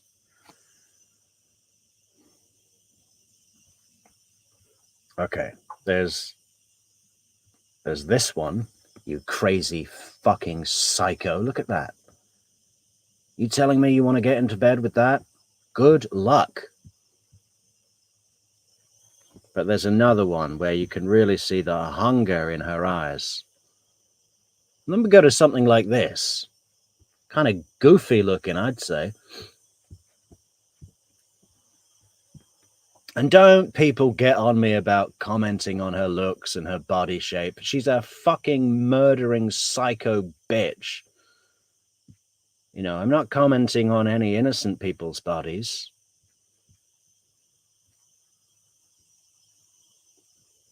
Where's this one picture?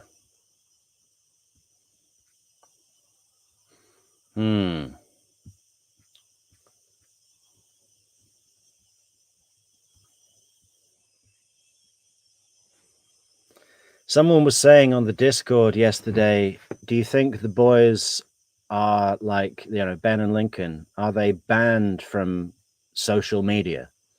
How do you ban in 2024? How do you keep a 15-year-old or a 16-year-old, however old they are? How the hell do you keep them off the internet?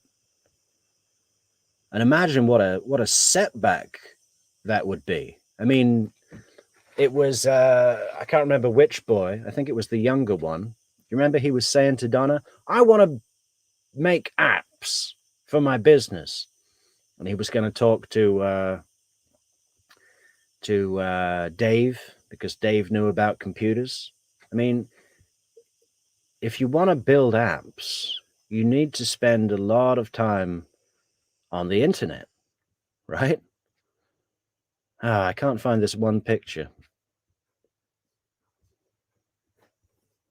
It looks like she's at the race course or something.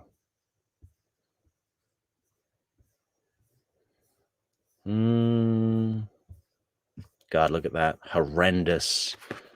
What is this? That's what you wear to a synagogue full of 13-year-old boys. To honor your son becoming a man. And somebody sent me a link to this dress, guys, on Temu for, I think it was $14.99. It was the exact same dress. It's been confirmed. What the hell?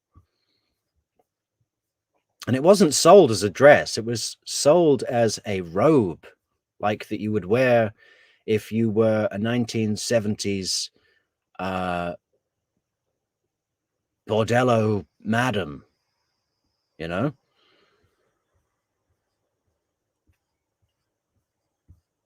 God, it's funny the pictures that pop up and the pictures that don't sometimes.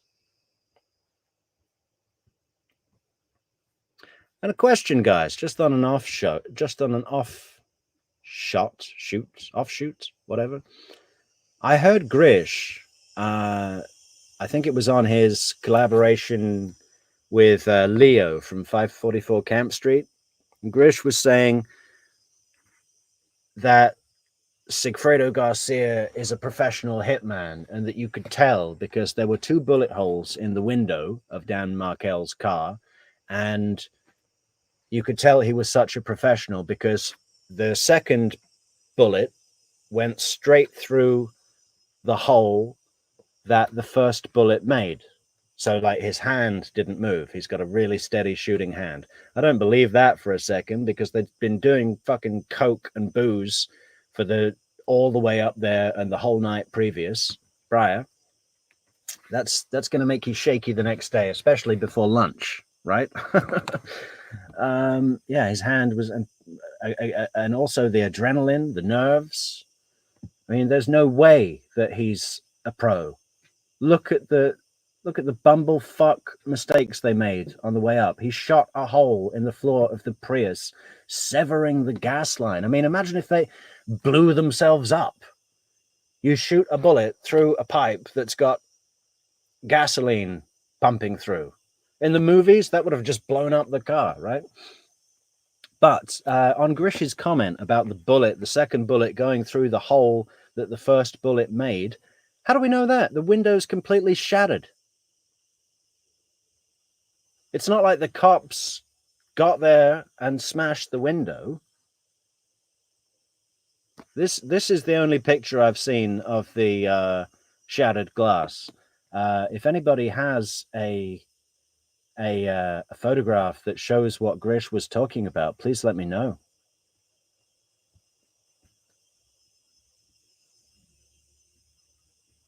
Yep, can't really find this. God, look at this one. What a horrible woman. What a horrible woman. Look at that fucking face. I want it to be ripped off by a bear, big grizzly.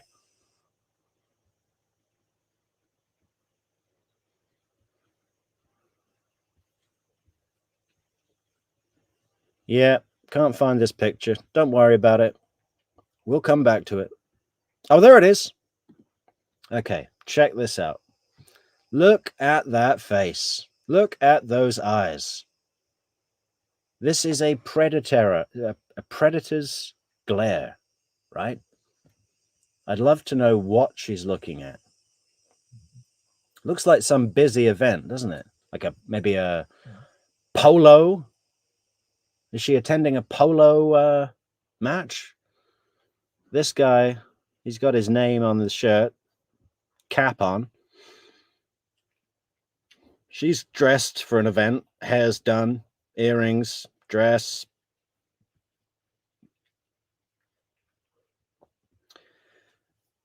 There's pictures going off. There's a busy crowd. I mean, it's some kind of event, isn't it?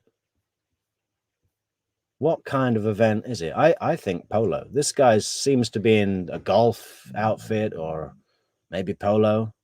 Andrew somebody. But yeah, the takeaway on there is the eyes, man. Look at those cold, dead eyes. Vicious. And put your teeth away before I knock them out. And then this. What is this? I mean, seriously. Just a psychopath. Scary and vile.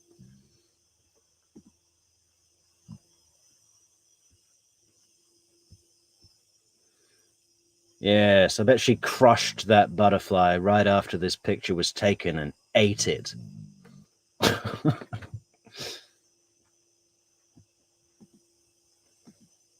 Okay, back to business, guys. Back to business. I do remember that dinner. I'm sorry? Go ahead, I interrupted you. After Danny died, I was terrified that someone was going to come after me or my children and harm us as well. And so I Hey, welcome 115 people in the chat. Remember to leave a like on the video on your way in. Sit tight and enjoy the show. didn't leave my house for about a month. And when I finally felt ready to leave the house and have dinner, I told my brother that I wanted to have dinner, that I was ready to finally go to a restaurant and eat a meal again. And Finally, I wanted to normalize my life. I was ready. I was ready to go out and have dinner in a place like a normal person that hasn't just been through tragedy. Finally, I was ready to go out into the world, into an exclusive fine dining establishment and eat some incredibly expensive sushi. $45 for a piece of fish that was just flown in first class from Japan. I was finally ready. I was finally ready to go and spend $1,500 on a meal. barely eaten for a full month, just out of grief and shock. And so that night when I finally ate for the first time, they ended up taking a while before they sat us, and they sat us at the bar, and I had a drink, and I wasn't used to eating anything or drinking alcohol, and I threw up at the table. The only time in my life I've done something like that, but it was certainly not a celebration. And you never heard.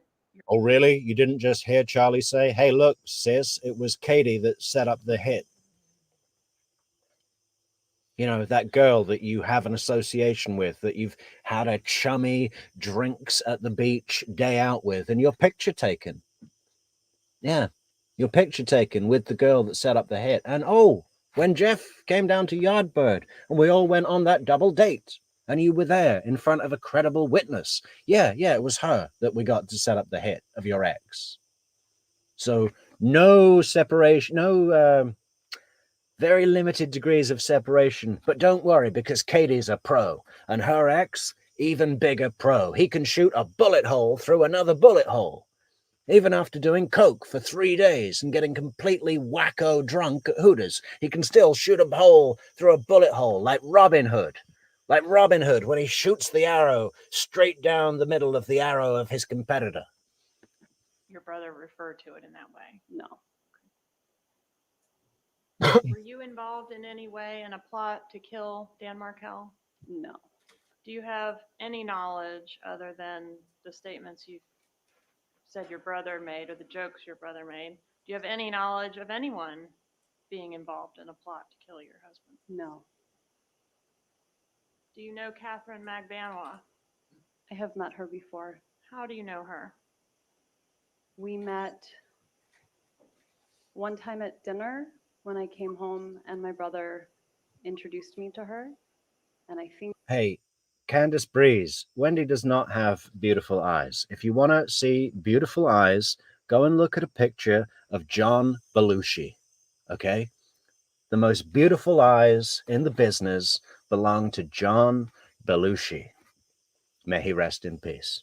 we might have gone to the beach once with her and a friend for a few hours. I'm going to show you what I've marked as State's Exhibit 36.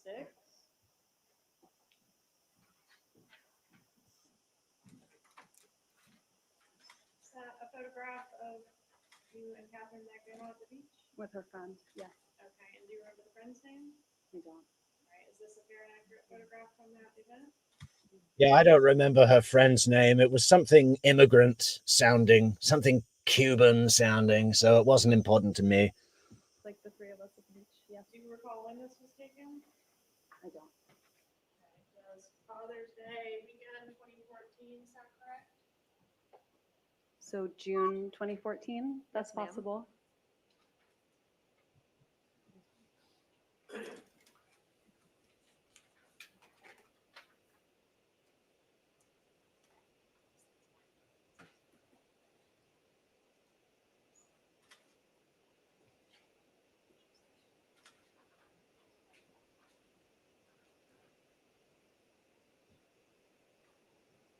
All right, would it refresh your memory to look at the data associated with that photograph?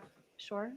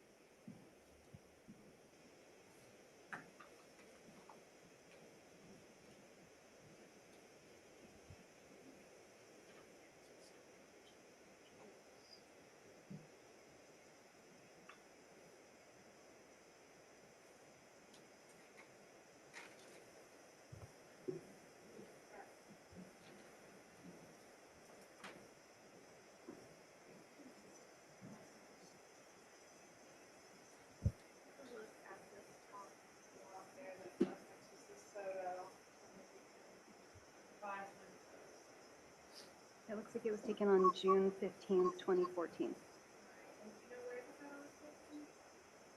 I think that's South Beach. Yes.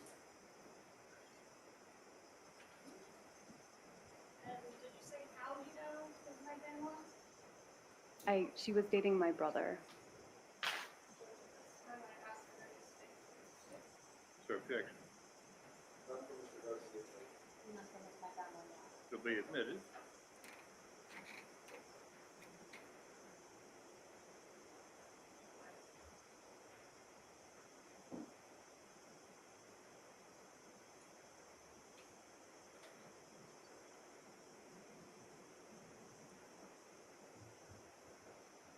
Ramble, I think the glass could have shattered if it was just one bullet, you know. I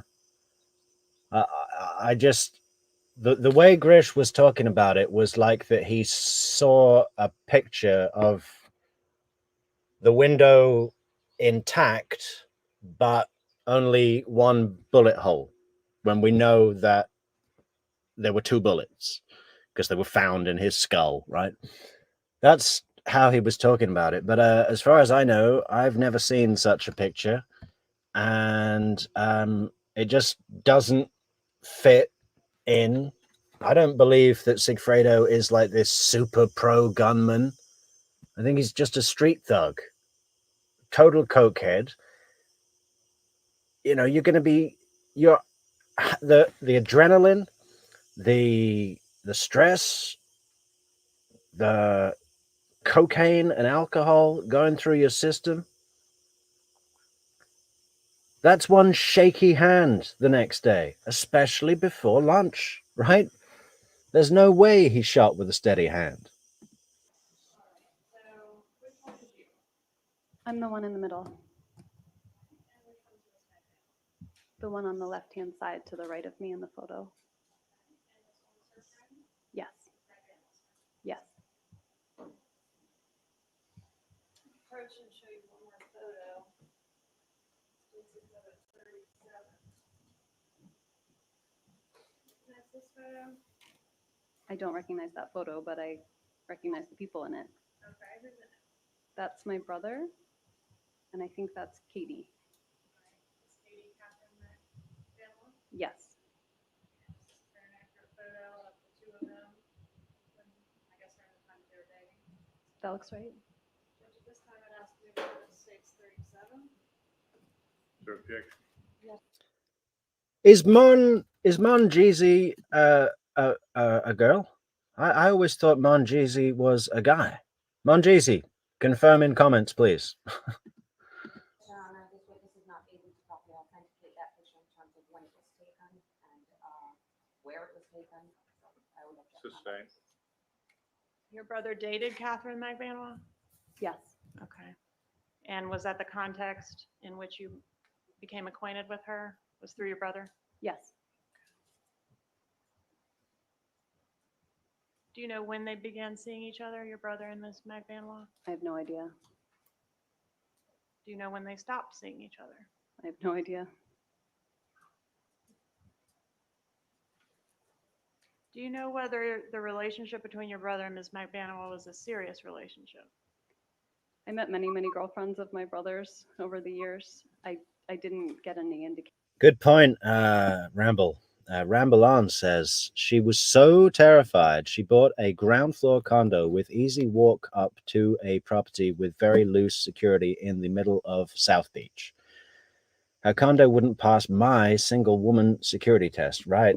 You know, and I think that's a really good point to make, because often when speaking about this property, people point to the fact that it was purchased pre-murder, pre-Wendi having to leave Tallahassee because of fear and everything like that, down to Miami. They point to that. Aha! Look, they already had the place set up pre-murder. Ergo, they knew the murder was going to take place, and I think that's you know, in a normal situation with normal people, but these people were involved. The Adelsons were involved in property, right? They were investing all the time and moving properties, changing titles. And, you know, when you've got that as the backdrop to the piece of evidence, I think it's pretty easy to get round, you know. But this thing about it being very low security is great. You know, if you were so terrified,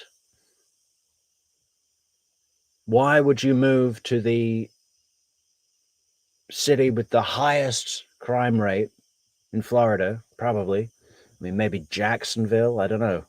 I guess Miami is the biggest crime rate in Florida, right? Am I wrong? I don't know. Yeah, and live in a ground floor condo with like a short walk from the street to your front door. You know, if you were living in the top of a high rise with a gated community like Junum Chinder, right?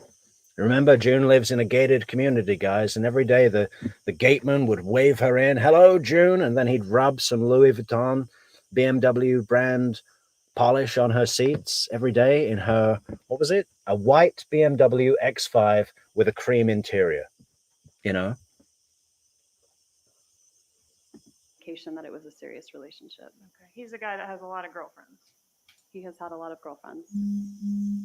How many girlfriends has he had since Katherine Magbanua? I have no idea. Several? Probably. And does he have a child with someone now? He does have a child. How old is your brother? 43? Has he ever been married? No. Do you know whether your brother makes a practice of giving gifts to his former girlfriends? I have no idea. Are you aware of any specific gift he's ever given to a former girlfriend? No.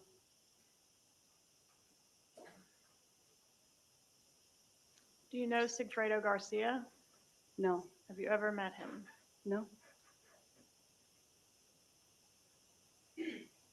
I want to ask you about the week prior to Mr. Markel's murder, like June 30th through July 10th, 2014. Were you in South Florida that week? I know I was in South Florida for my father's 70th birthday. My dad's birthday is July 5th. I don't remember if his party was on his actual birthday or a little before or a little after, but I remember I went down for his birthday. Can you tell the jury whether or not you were in South Florida on July 1st, 2014? I couldn't say for sure. Okay, but I may have traveled that day. I don't remember exactly when I went down. I only remember I was there for probably about a week and then I went down for my dad's birthday, but I couldn't tell you more exactly than that. Your dad's birthday's on the 5th? It is. What month? Of July?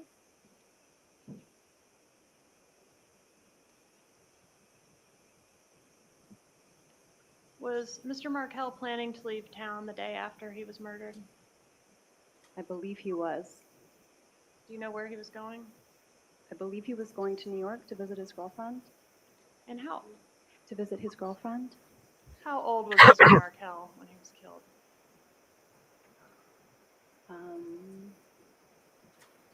How is it possible that that wouldn't be a number that you'd have ready in your head? You know, the fact that he was shot and never had his next birthday, a guy that you were married to, a guy that you had 2 kids with, he was killed at 42. Or what was it, 42? I think it was 42 or 41. That would be so readily available in your mind. Now she's going into the Adelson memory space where all of the numbers live.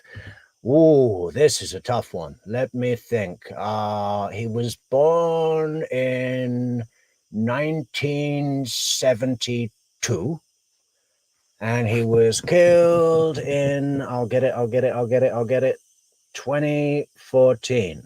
So if we subtract the number, fucking hell. But she does this on purpose, right? Answers that she should be able to do straight off the bat, she avoids doing them. Why? Because when it's a more pertinent question, she presents her baseline as someone who needs time to think. It's like with the Chris Watts interview, the polygraph. You remember when they're asking him those questions, and like they're saying, before 2018, did you ever say anything out of anger to a loved one? And he goes, yes. I mean, no. I mean, yes.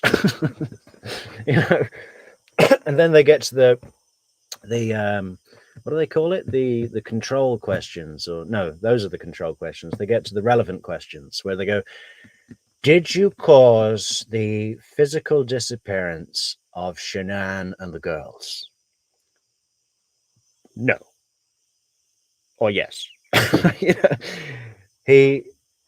if you answer an easy question really easily, it makes your stalling for a difficult question stand out to be more obvious, you see? So when she's asked a question like, and when did you meet Professor Markel? We met in 2004. You know, she does it on purpose. He was born in 1972, and he died in July of 2014. Before his birthday is in October. He was 41. It's actually quite a fucking slap in the face. Can you imagine being Ruth and Phil sat in the audience going, so you don't even know how old our son was when your family had him killed, you fucking bitch? Excuse me. I'm getting more and more agitated. Sometimes during the day, I have to take 5 minutes out, go onto YouTube, and watch a large gorilla beating his chest. And that does give me some solace. You know, I kind of calm down, and I tell myself, listen, it's okay. Zazu has a plan, and he's going to take care of things. You know, I have complete trust in Zazu and Georgia. But if Georgia fails, we're going to Zazu. Okay? I suggest anyone that's getting overwhelmed or, like, you know, having moments of just intense anger and frustration during the day when we're going through all of this Wendi Adelson web of lies, it gets to you. It certainly gets to me. And sometimes I think that's being a bit silly, you know. Maybe I shouldn't let this case affect me so much. But it's not just the case, is it? It's triggers for my own series of events from my personal life, right? I think that's why many people are drawn to this case, because there's lots in it that reminds us of things that we've experienced ourselves, right? So it's not just that I'm angry at the case, it's other things too. But in those times, I've found it really useful personally at the moment to go onto YouTube, spend 5 minutes and just type in large gorilla beating his chest, you know? And, you know, Zazu is the path to justice in this matter for me, for sure. Big respect, big love to Zazu and all of the gorillas. 41 years old. Yes. Did law enforcement in this case analyze your cell phone? I gave them my cell phone. Okay. And in your cell phone, What do you think you gave it to them for? To put it on charge? To call, General Isom needed to call his mother and remind her to put the baked Alaska into the oven 5 minutes before he would get home, so it would be ready. And he wants to eat the whole thing to himself because it's been a long old day at the office, right? A whole baked Alaska. and you have some contacts for Donna Adelson, Harvey Adelson, and Charlie Adelson, as well as Jibbers, who we've established as Dan Markel. Are all the phone numbers in your phone for them accurate phone numbers for those folks? I would imagine so. Spacey, I heard from Neeti recently, in the middle of her missing in action disappearance. She's okay, and she'll be back real soon. yeah, I mean, even that was a week or two ago. Yeah, but I did hear from her, and she's just got a few things to do at the moment, but she'll be back real soon. She's okay, and I'm sure she will appreciate the concern. Neeti, if you're out there, we can't wait to see you back here, girl. And I want to ask you about some recorded phone calls that were taken in association with this case. Did you have an opportunity to review a disc of some of those phone calls? I did.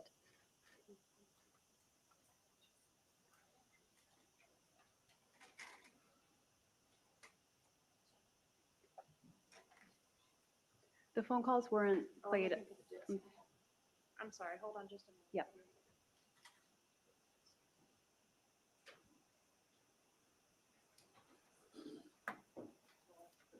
All right, so I provided you with a disc, correct? Yes. And a list of the specific phone calls and the voices on the specific phone calls that I was asking you whether you could identify. Yes. All right.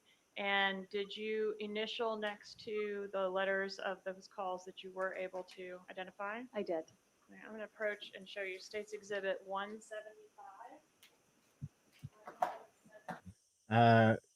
Candace, Chicago isn't in Florida, honey. I don't know what map you're looking at. Chicago, it's north and to the left. I just wanted to clarify that we didn't listen to the phone calls from beginning to end for each one, but that we were able to listen to parts of the phone call so that we could authenticate who was speaking on the phone call. Okay, and when you say we, who are you referring to?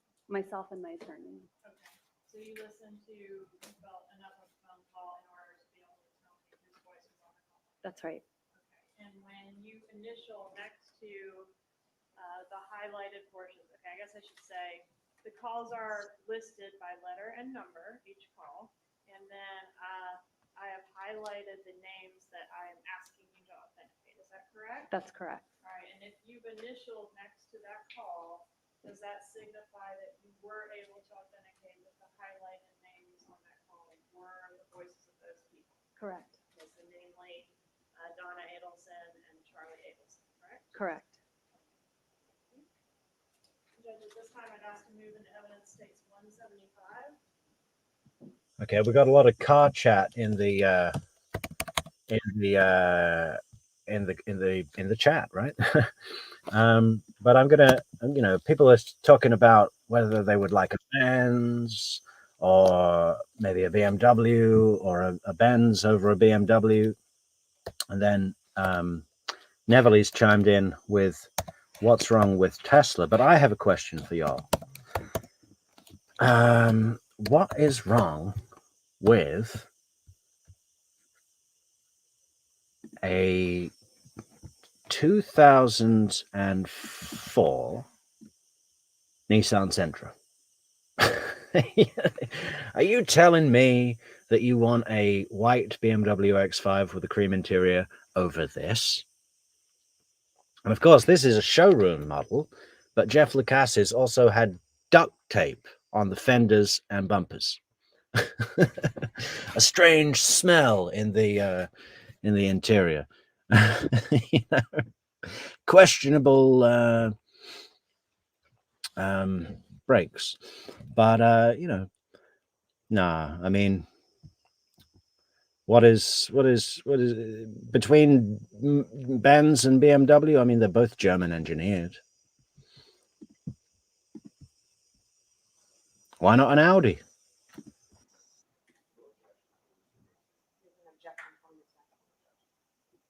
Your legal objection? Your Honor, I think it would require a speaking objection, so I'm not sure how you'd like to handle State it. your legal objection. The legal objection is going to be relevant at this point, that's improper foundation. All right, I'll overrule that objection. No, admit, States Exhibit 175. I want to talk about your location on the day of Mr. Markel's murder. You know that law enforcement looked at your phone and sort of looked at your movements that day? Yes. Okay. And the that information indicates you were home at the Aqua Ridge residence at approximately 12:27 in the afternoon that day. Is that correct? I don't remember exactly what time, but that sounds right. I know I had left to meet some friends for lunch. So I guess I was home until that time. That sounds right. All right. So it seems like kind of around lunchtime, about half afternoon. Sure. All right. And then shortly after that at 12:29, it appears you were traveling on Centerville Road. Is that a normal way that you would ingress and egress from your Aqua Ridge residence? That sounds right. All right. And when you left your residence, you said you were going to lunch. Did you go directly to lunch? No, I stopped and made a purchase for a party that I was supposed to attend first. And what was that purchase? It was my first time purchasing bourbon. It was for not a bridal shower. It was for a bachelor. No, it was for a wedding party, but it was the bride and groom together, and they had asked for people to buy certain alcohol to help them. Like a stock the bar party. A stock the bar party. I forgot Yeah. what it's called. Okay. And do you remember what type of bourbon you purchased? I don't. Does Bullet bourbon sound familiar? Maybe. It was. All right. They had a list of what they wanted, and so I asked the person at the store if they had whatever kind it was. Okay. And do you recall where you went to purchase the alcohol? I think I went on Thomasville Road at ABC Liquor. Okay. Is there a reason you went to that particular store? No, I don't know many liquor stores. That was the first one that popped up. All right. And you made that purchase according to the receipt that was in your vehicle at 12:49. Does that sound about right to you? That sounds right. Okay. And did you make any stops between leaving your residence and going to the liquor store? Maybe I purchased gas? I don't know if you did or not, but I'm referring to your visit to the crime. There was no gas purchase at all. Okay. That would have been so easily been proven. You know. I'd love to know what the gas was in her tank, you know. The cops went through her car, did some kind of inventory, counted every single Cheerio on the back seat. And that's another thing, guys. Those Cheerios on the back seat, we'll be talking about this in more detail a little later when we cover the Wendi Adelson. We're starting off the Wendi Adelson interview for the third watch on the Metrix channel tonight at around 7 or 8 o'clock Eastern starting. But these Cheerios on the back seat, Wendi put those there, right? She got a box of Cheerios, went to the car, started sprinkling them on the back seat, thought, does that look authentic? Does that look like the right amount for a mother of two to have Cheerios? Or maybe we need a little more. Maybe she'll pick some up and put them back in the box because it was too much, too obvious. Why do I think that? One, I don't think the kids were allowed to eat in the car. And two, she went on about it so much in her interview. Right? It was something that demonstrated that the car had not been recently cleaned.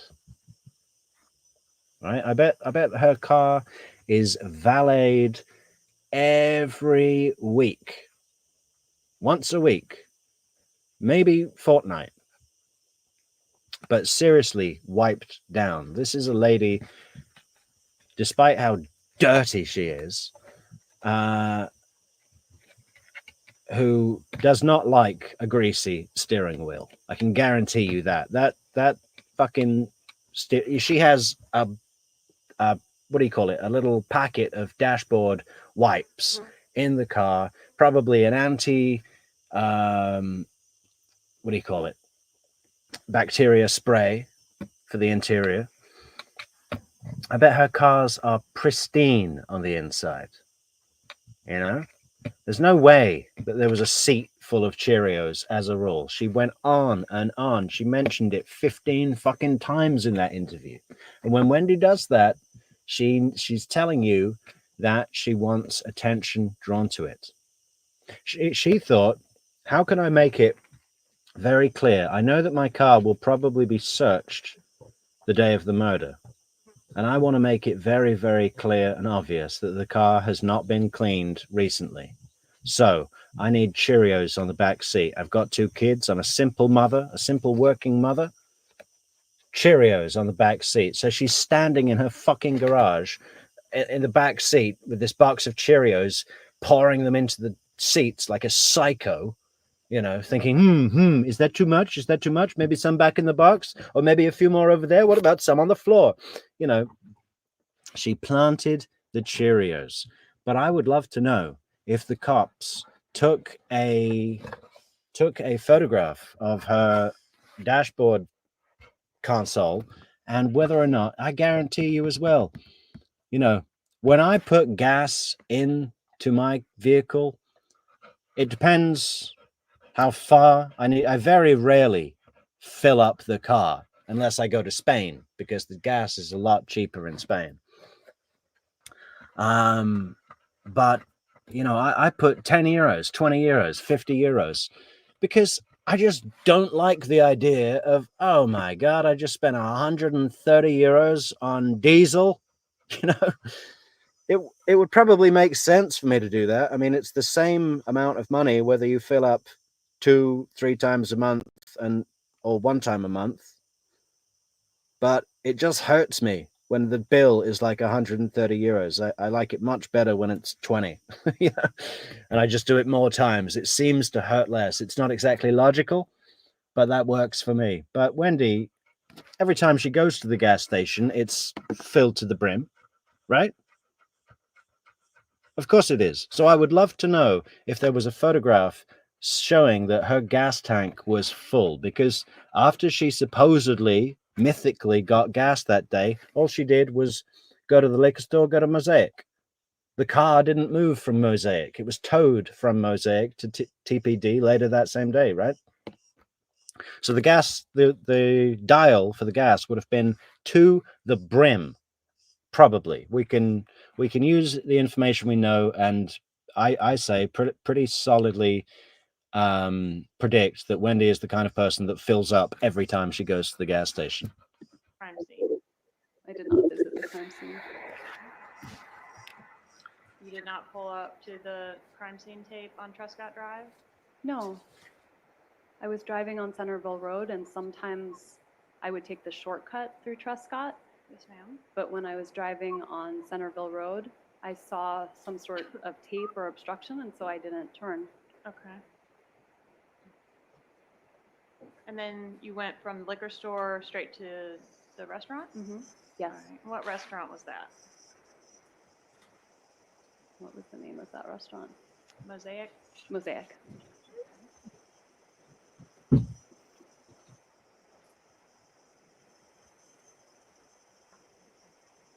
you seen the photographs that were taken of your vehicle? I have not.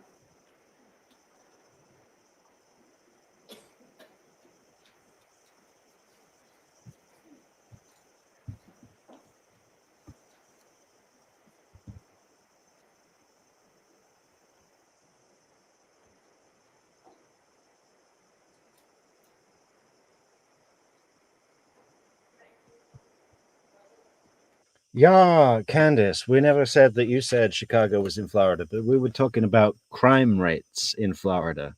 And I said Miami probably has the highest crime rate in Florida. And your answer was crime rate? What about Chicago? Okay, I'm not too sure about you, Candice. That looks like my car.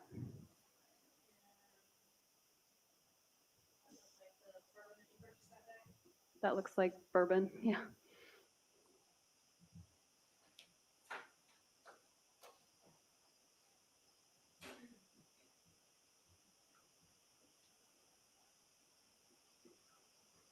Who had your kids the morning that Mr. Markel was killed? Middle West. I like that. I actually quite like that. Middle West. Where are you from? I'm from the Middle West. The kids were at preschool. But I mean, at what home did they wake up that day? That morning, I think they were at Danny's house.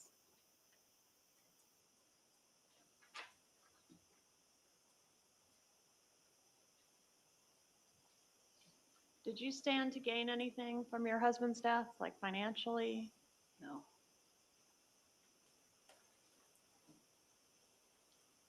Do you know how much the lawyers that assisted you with the divorce process and litigation that followed the divorce, do you know how much they cost? How much my lawyers How or much you Danny's spent on lawyers? lawyers? Yeah. I honestly don't remember. Fair to say it was a lot of money. It felt like a lot of money to me. How many different lawyers did you have during the pendency of your divorce and the litigation that followed? I had 3. Do you know how many Mr. Markel had? I don't remember.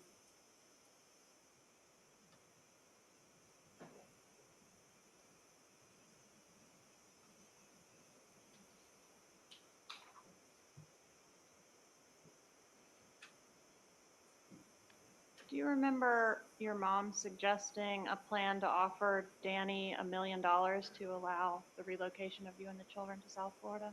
Objection, hearsay. Overruled.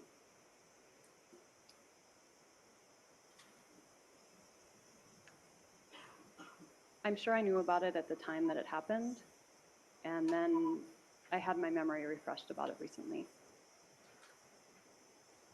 Did you ever make the offer to Mr. Markel? No.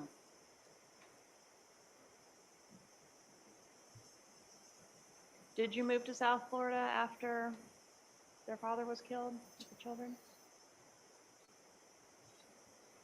So after he was killed, I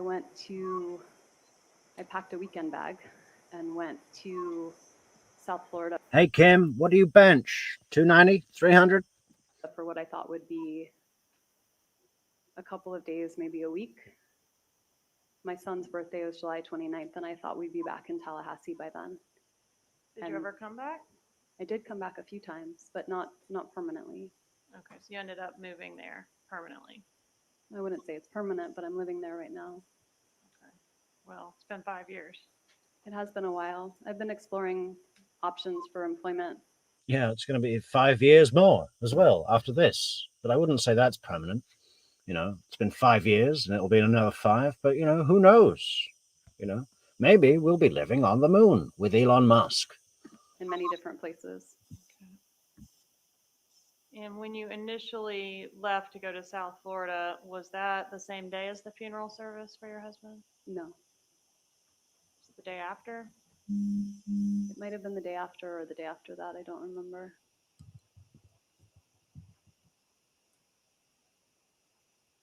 Did you change your children's last name from Markel to Adelson? I did. When was that done? So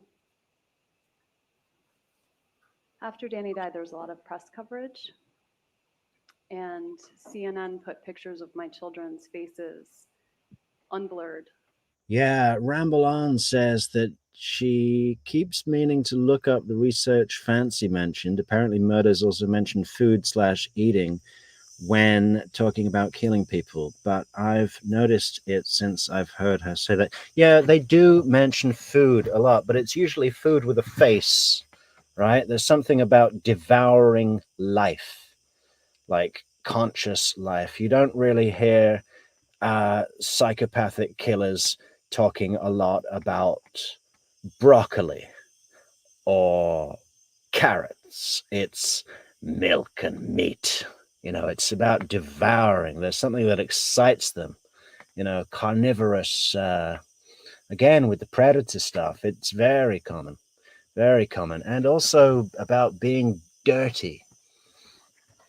Unclean hands. When he's always talking about unclean hands, dirty. I haven't washed my hands. I was so dirty. You know, it's like there's this. Yeah, she has a lot of traits that are common and verifiable and seen in other psychopathic, examples of human behavior. On national television, newspapers put their names without any consideration to the fact that they're children. And I I thought appreciate that, but the question is when did you change their name? when they started school, I registered them under my name, hoping it would keep them safe. And And was then that approximately a year after their dad was killed? It was whenever I registered Ben for school, so it was soon after. But I didn't legally change their name until after that. Okay. And where did they start school? When you say you changed their name when they started school, was that here in Tallahassee or somewhere else? No, it was in South Florida. So that fall, they started regular enrollment like you would in the normal beginning of the school year. That's right. Okay. And did you also eliminate your older son's middle name? When I legally changed their names, I did. And you just dropped that from the name? I did. Okay. And that was a name that came from Dan Markell's deceased maternal grandmother, is that correct? The name started with an A, which was to honor my grandfather, Aaron Adelson, and the second half of his name was to honor Danny's grandmother. So we lost an honor to both. I always thought this part where she says, the name started with an A, which was to honor my grandfather, Aaron Adelson, but the full name of, I can't remember which one of the boys it was, Ben, was the full name of one of Danny's ancestors. I always thought that was completely a ridiculous attempt to say that it was meaningful to her as well. But apparently that is, as we heard on Fancy Fiction's channel, credit, that is a thing in the Jewish faith. And some good members of the Jewish community on the Metrix channel also confirmed that to me directly. So I have it on good resource from both avenues. Yeah, and of course the other child's name, middle name, is an honorific to Harvey somehow. I forget the details of it, but obviously she's not going to drop that because Wendi, I've concluded, hates with a fucking bloodthirsty passion her brother and mother, but doesn't seem to share that with Harvey. Perfectly happy to walk around Whole Foods with Harvey. Probably because he didn't get that involved as Donna and Charlie in controlling Wendy's life and forcing her into situations that she resented and let fester until they came out into a bloodthirsty rage and master plot to punish them for the rest of their lives. Doesn't seem to share that with Harvey. So she's kept the honorific to him in the middle of Lincoln's name. But yeah, I thought that was interesting about the Jewish faith. Like, if your grandfather is called George and your middle name is Gordon, because they start with a G, that's an honor to grandfather George. I just thought that was a bit, why not just call him George? It just seems a bit indirect or half-cocked or something. I don't know. But apparently that really is a thing. Both families. Okay, thank you. No further questions. Garcia.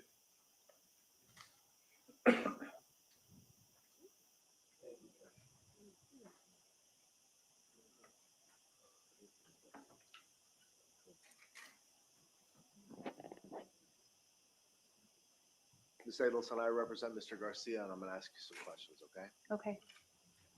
Oh, okay.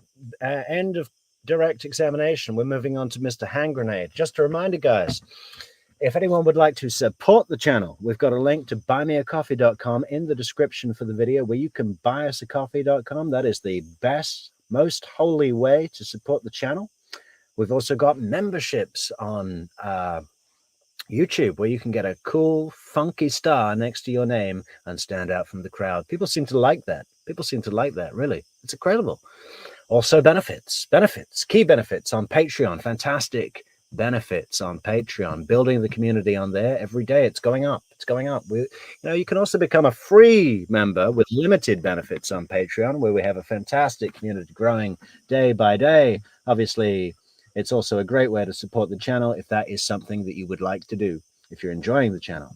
But yeah, what else have we got? We've got Discord, with a fantastic community on Discord with thousands of true crime supporters, loved ones, and friends that are in the community talking every day, talking fantastic comments every day. It's 24/7 live chat with everybody, your favorite people in the true crime Metrix community. Also, social channels, fantastic social channels on Facebook, Instagram, Twitter, where you can get updates, fantastic updates, brilliant updates, all available in the description for the video. Is there anything else?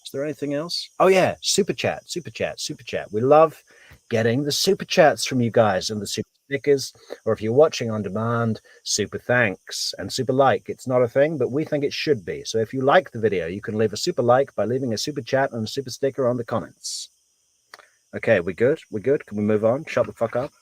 Stop your shameless plug, True Crime Metrix. Get on with the show, True Crime Metrix. Charlie's your older brother or younger brother? I'm the youngest in the family, so both my brothers are my older brothers. And how many years older is Charlie than you? He's approximately 3 years older. Would you describe your relationship with your brother as a close relationship? I would. And the brother I'm referring to is Charlie.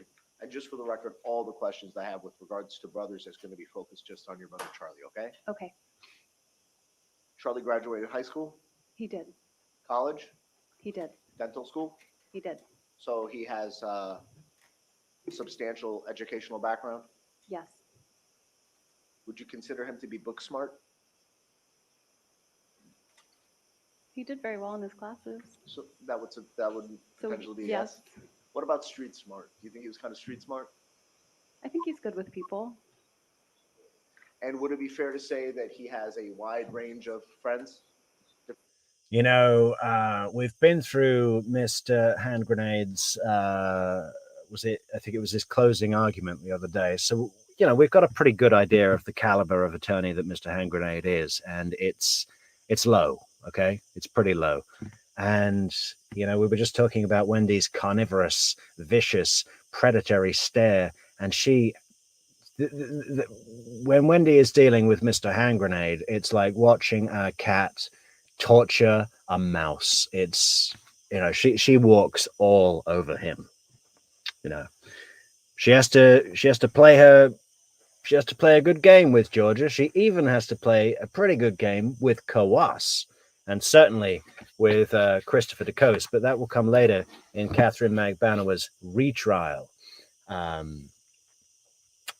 Yeah. So, but with Mr. Hand Grenade, you can see the expression. Watch Wendy's face. You can see the expression going, "This is it." You know, she's having a good time with him. Different types of friends? He has a lot of friends. Would you say, well, are there certain friends that he goes out nightclubbing with? I don't know. He doesn't talk to me about nightclubbing. Okay. Well, when he has social events, do you ever go out with him socially? I haven't in a long time. I'm pretty busy with my kids. But I have once or twice gone out with him. Yeah. He's always phoning me up on the weekends saying, "Hey, do you want to come out to the hot new club in South Beach?" And I say, No, Charlie. Another full weekend of cleaning Cheerios out of the back seat, Charlie. I'm a simple woman. I'm a simple mother woman. And is it the same types of friends that he goes out to these social events with? He would usually go with his roommate, who's, I don't think they're living together anymore, but they lived together for a while.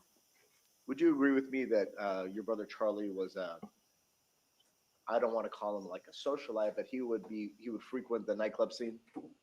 I honestly don't know that. So your single brother is a pretty handsome guy, right? I think he's handsome. Right. We've seen his pictures. Good looking guy. Never been married, right? No. And what kind of car does he have? For a while, what does he have? What is he driving right now? Well, He likes cars. Like he has a lot of cars, right? And these aren't like Hondas or Toyotas. They're Mercedeses and Ferraris, right? he drove an unmarked police car for a while. But that wasn't my question. My question was, Does he have a? Did he ever have a Mercedes?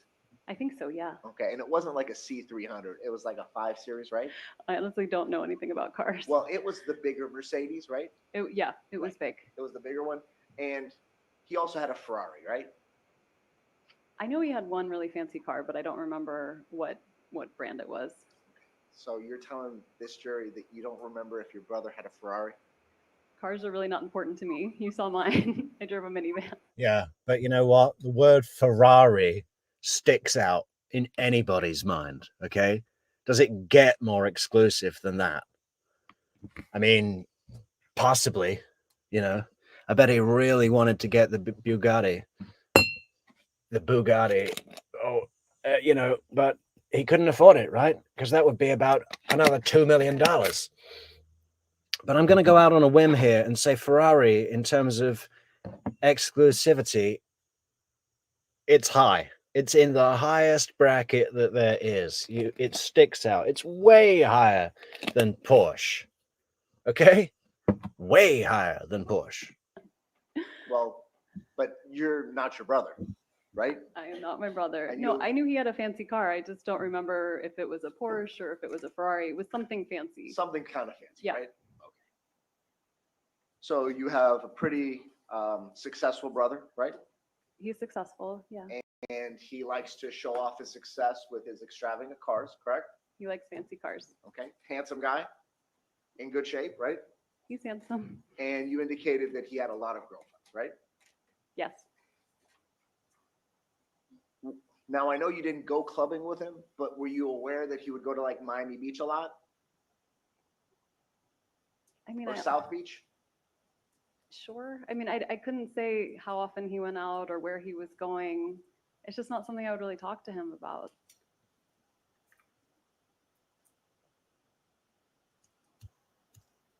When your brother took you out to dinner and you vomited, do you remember what the restaurant was? I do. Which restaurant was it? It's called Uvia. Okay, where is that located? I do, but I regret going there because I've never been so mortified of my own behavior in a restaurant. I do. Oh, yeah, I remember that place, all right. I remember how embarrassed I was. I remember how they had to wheel me out. It's on Lincoln Road. Okay, and Lincoln Road's in South Beach, right? Lincoln Road is in South Beach. Are you aware if your brother took steroids? No, I'm not aware if he took steroids. What about if your brother used illicit drugs?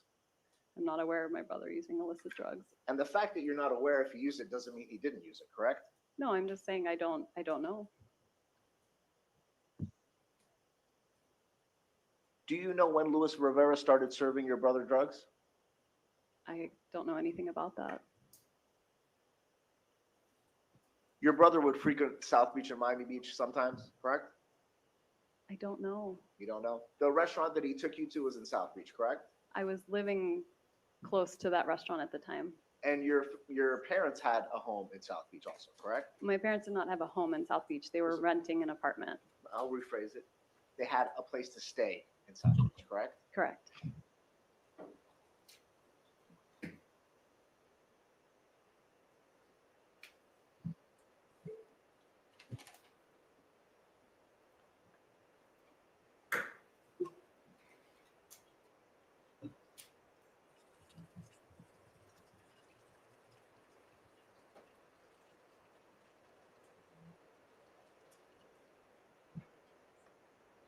I have no further questions.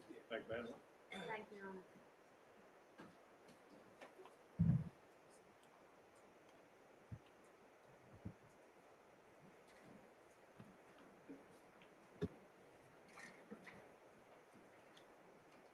Good afternoon, Ms. Adelson. Good afternoon. How are you doing today? You doing okay? I'm fine. You nervous? Am I nervous? Yeah.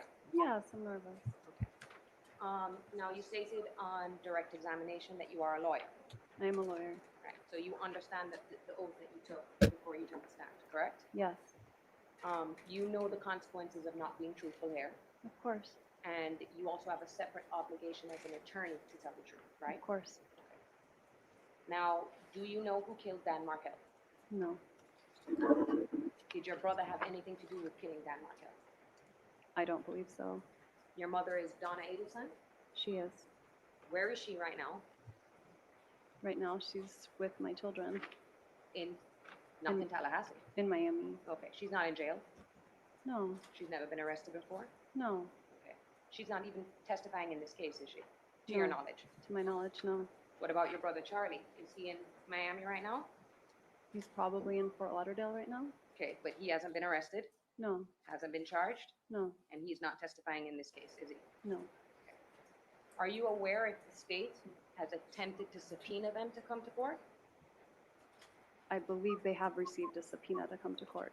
Okay, and it was for them to come and testify in this trial, or you don't know? I don't know for certain. Okay, but you know they've received some form of subpoena. I heard about that. When is the last time you spoke to your family? Your mom in particular? This morning, I called to check in on the boys. Okay, how is your relationship with your parents now? Is it estranged in any way, or you still have a good relationship with your parents? I still have a good relationship. What about your brother Charlie? I still have a good relationship. When is the last time you spoke to Charlie? Probably last week at some point. Okay. Now, you had mentioned that Charlie is a father. He is. When did he have his child? Is it a boy or a girl? It's a boy. Okay. He was born. Hey, just a medical question to anyone in the chat, or you registered nurses out there. Does anybody know what diclofenac diethylamonium is? Diclofenac diethylamonium. My foot is swollen, and I'm looking for some kind of ointment to put on it to reduce swelling. Is that what this is? In December 2017. Um, I'm going to try it anyway. so about, I would say that's over a year after Miss Magbanua's arrest. I couldn't say. Okay. Do you know who the mother of that child is? I do. Who is she? You want her name? Yes. Her name is Bree Price. Okay. And is he married to her now? He's not married. Are they still together? Depends on the day. And do you know if he has Depends on the day. Well, that sounds like a marriage in bliss, doesn't it? any other girlfriends You're either stupid or you're lying. at this I point? have no idea. Hey, what's that, Neverly? This cream? That's good for swelling? Have you been keeping up with the media coverage in this case? I don't watch any media related to this case. Okay. So, but you are aware of the attention that has been brought on this case? I'm aware only because of the constant death threats that I receive, yes. Okay. So just to specify, you haven't watched any of the specials that have been on air about this case? I have not watched any of them. Do you know Yeah, my foot is double the size. It's crazy. And I think there's a bite, but it must be from a spider or something, because it's mosquitoes don't do that to me. And you do get spiders that bite here. if your parents have watched any of the specials on this case? I advise them not to. They may have seen bits of them, but I don't know for certain. What about your brother Charlie? I don't know. Did you watch the state's opening statement in this case? I did not. You did not. I did not. So you're not aware of what the state's theory is in this case? I'm not. Now, you mentioned on direct examination something about listening to some recordings that the state provided to you. Yes. Okay, is that the first time you've ever listened to those recordings? Yes. Do you know what those recordings are about? There are many, many recordings. Okay, did they give you all of the recordings? I don't know. I listened to what I was given, but I don't know if there's more. How much time did it take you to listen to the recordings that you were given? Again, I didn't listen to the entire thing, so probably about an hour to go through all of the recordings and listen to excerpts of each of them. Of each of them. So you're not aware if the state gave you all of the recordings that they provide, that they have in their possession? I have no idea. Okay. Did they have you listen to any recordings that occurred before April 19th of 2016? I don't- Sorry, 2016. So I'd have to see the document to remember the exact date on it. I do remember my birthday's in April, so I remember the dates being close to that, but I don't remember exactly. Did they ask you to listen to the phone call where Charlie Adelson is talking to Miss Magbanua? You know, if I was Tara Kawas here, I think I would be asking Wendi Adelson questions about, and when you met with Miss Magbanua on South Beach and at Yardbird, was there anything to indicate that she was part of a criminal underworld? You know, did she seem like a very sweet, innocent girl? Because Wendi wants to distance herself from knowing anything bad about Katie, right? So she's going to be answering those questions in a way that makes Katie look good, because it makes Wendi look good. But Kawas isn't even touching that. She's talking about, did you listen to all the recordings? But the state might have more recordings. You know, it's not really doing anything, is it? But if she'd have done it from an angle of like, hey, you know, did Katie seem like a murderer? Wendi would have to say no, right? Missing a trick, Kawas, but that's your deal, it seems. Banwa about work. I listened to something.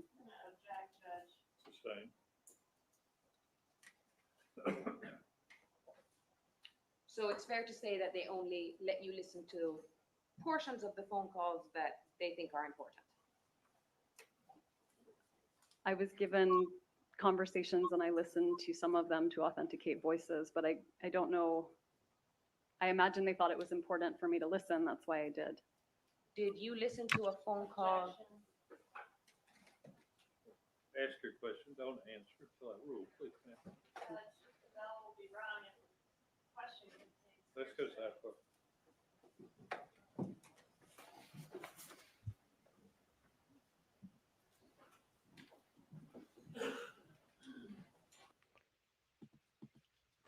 Ramble on. Yeah, I sleep on the beach sometimes, and I do have a hammock.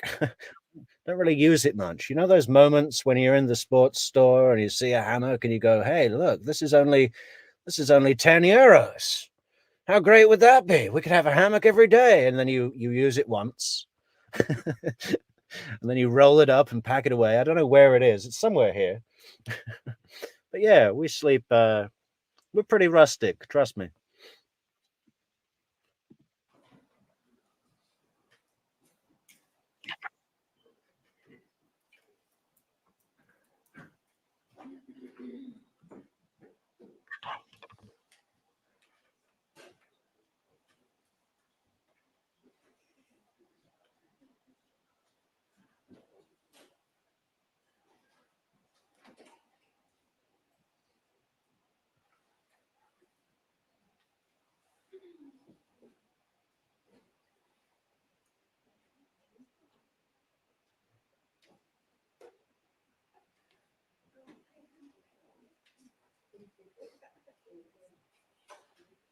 Actually, there is a beach around here called Praia de Sul, which is South Beach. We should go and spend a night there just to in honor of the case. We'll do the full broadcast of Donna Adelson's trial from South Beach, Praia de Sul.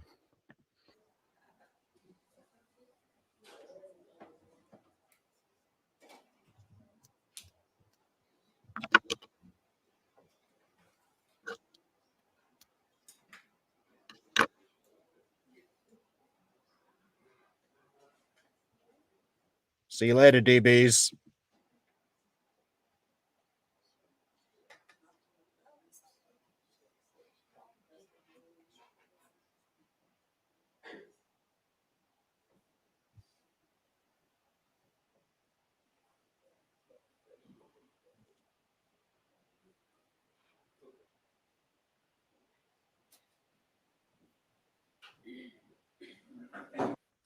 Well, that's Praia de Luge. Yeah, that's the Madeleine McCann. Praia de Luge is the beach of light.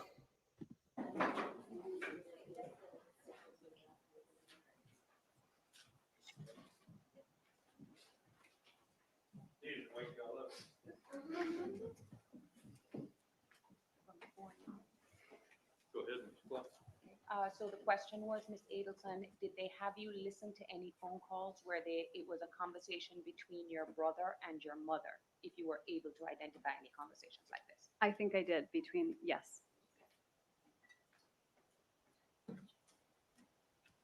Now, I want to talk about the circumstances surrounding your actual divorce, Okay, which I believe you said was finalized in 2013, right? yes, You just left your divorce papers on a mattress of Dan Markel in the house and left town.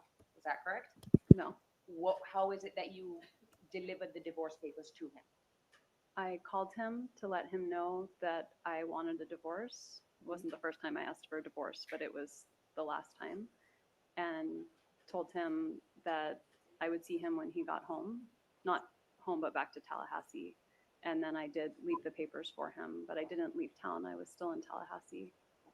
Yeah, So- I was in Tallahassee in my bunker, in my secret bunker with his boys.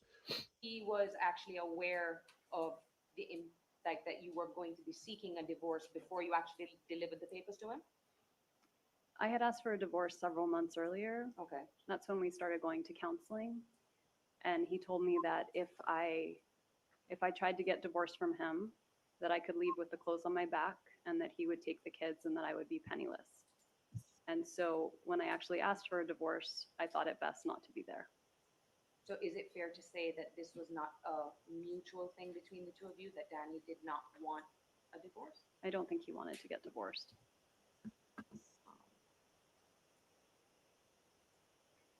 How close is your brother's relationship, Charlie Adelson, with your mother, Donna Adelson?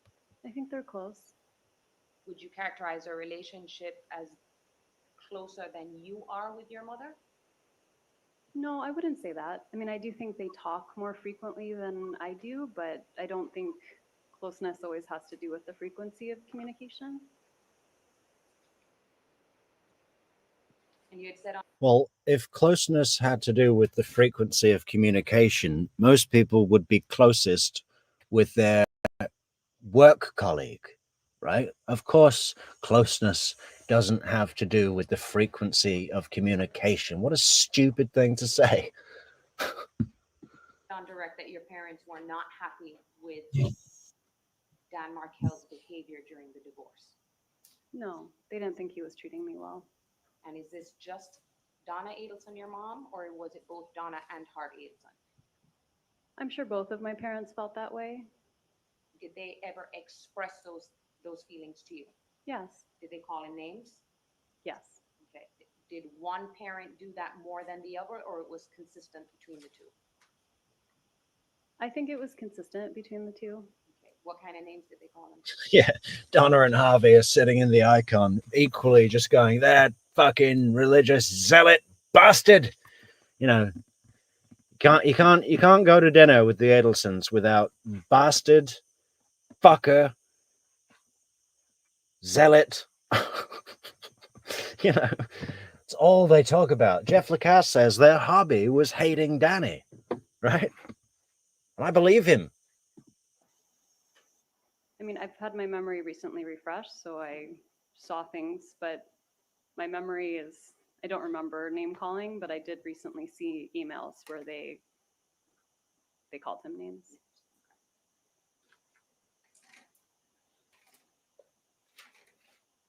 Now, after the divorce, you started dating I did. other people, right?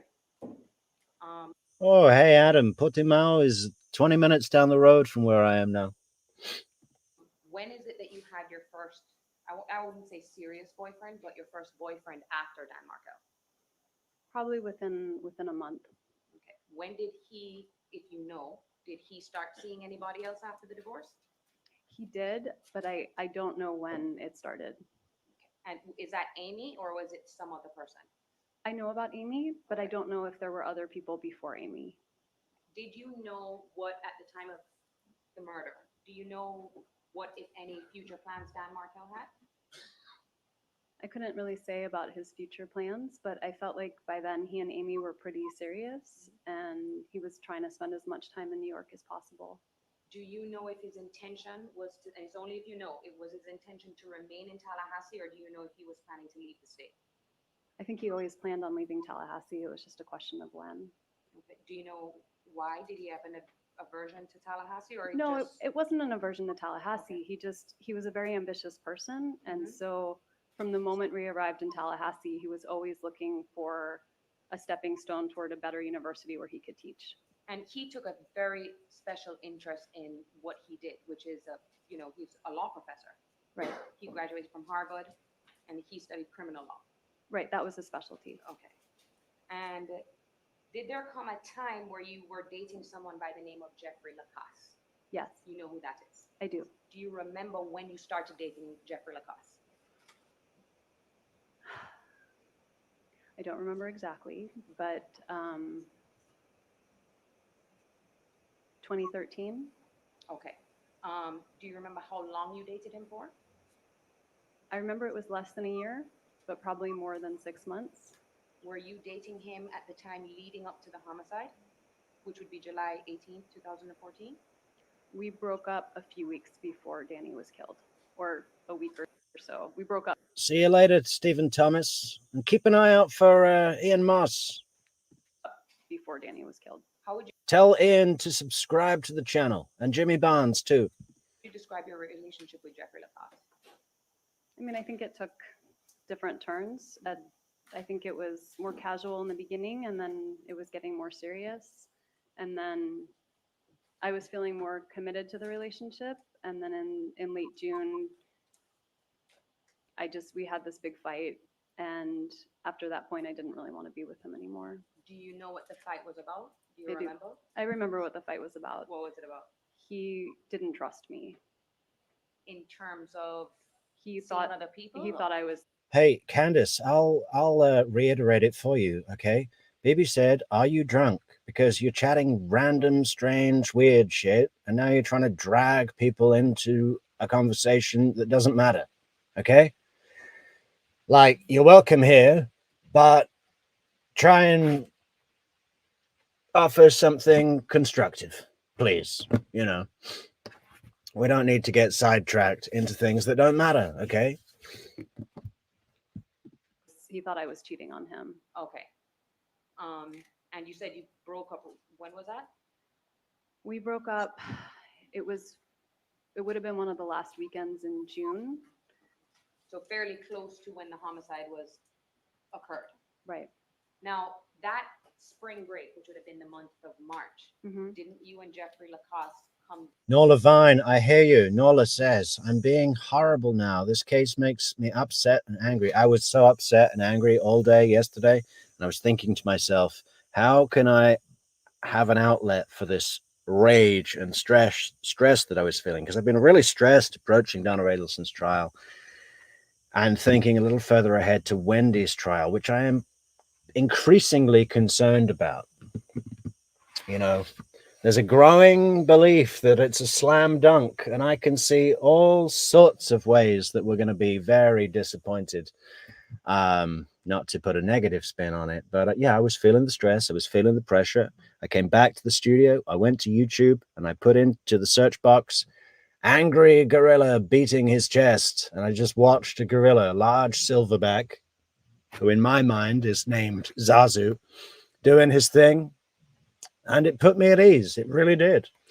So that's my suggestion. If anyone's feeling the anger, the stress of watching the Adelsons and watching this sick person in front of us now, go and watch a gorilla be bad. Okay? It helps. Down to Miami. We did. Okay. And you stayed with your brother, Charlie. We did. Okay. And do you know at that time who he was dating? I don't. Okay. Does it sound, if I say that was when he was dating Katherine Magbanua, is that a correct statement, or you don't remember? I don't remember. Okay. Do you remember having dinner with Jeffrey Lacasse at a restaurant and with your brother, and that Katherine Magbanua was there? I have a vague recollection of it. Okay. And do you remember if this restaurant had outside seating? We always used to go to the same restaurant, and so I know the restaurant, it has outside seating. Okay. And when you met Katherine Magbanua, Charlie introduced you to her as his girlfriend. Probably. Okay. Definitely as someone he was seeing, right? I don't remember if he used the term girlfriend, but in a romantic kind of way, Okay. not as just a friend. And am I characterizing Mr. Charlie Adelson correctly when I say, you had said he has lots of girlfriends? I've met lots of girls over the years, which is why it's hard to remember whether I had dinner with one person versus another. Do you know what his thoughts and beliefs are in marriage? Does he not believe in marriage? I don't think he's so pro-marriage, no. Okay. Do you know how many times you met Katie? We talked about the time on the beach, and then we've already now talked about the dinner. I remember vaguely those two. I don't remember any other time. Do you remember the name of the person that was in that picture with you? No, Okay. Does Yindra Velasquez Mascaro sound familiar? no.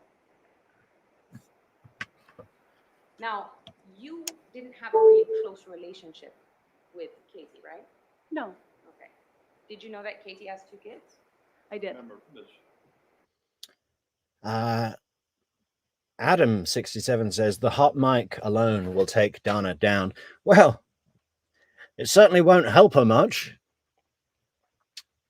But there's a lot more material that the state has when it comes to Donna. There's I think the biggest thing is the post bump calls, right? It involves the 2 of us. This TV is going to be about 5. You probably have a general idea of what I'm talking about. Yada, yada. I mean, the whole thing, how she responded to that bump was so perfect with with what the FBI wanted to achieve, right? She couldn't have played into their hands more. So the hot mic with the trip to Vietnam thing, obviously helps the state show consciousness of guilt, show that she was intending to flee and not just take a vacation, But yeah, there's plenty the state has on Donna. It's not like they needed the hot mic. It's just a nice to have. We're not going to get a first name. Oh, I'm sorry, Judge, I apologize. Did you know that Ms. Magbanua had children? I did know that. Okay. Did you ever discuss with Ms. Magbanua the details of the divorce that you had before she even knew who your brother was? That wouldn't be possible because I only met her with my brother. Okay, so you didn't talk, your relationship wasn't a close relationship where you would talk to her about Dan Markel. No, Do you ever remember having a conversation with Ms. Magbanua about Dan Markel and your divorce? it's very possible that I brought it up, Mhm. but Nothing stands out. no, not at all. Now, I want to talk to you about the time of the murder, okay? The day before the homicide, all right? Okay, You had talked about your custody situation with Dan Markel, that it was a week on, week off. Is that correct? that's right. at And an that time. overnight stay switch on a Wednesday. That's my best memory. So a better way to describe it would be if it's your week, you have the boys, but on Wednesday night, they will sleep at Dan Markel, do an overnight sleepover at Dan Markel, Right. and then return them to you the next day. Or return them to school. And Or then, And then you pick them up in the evening. right.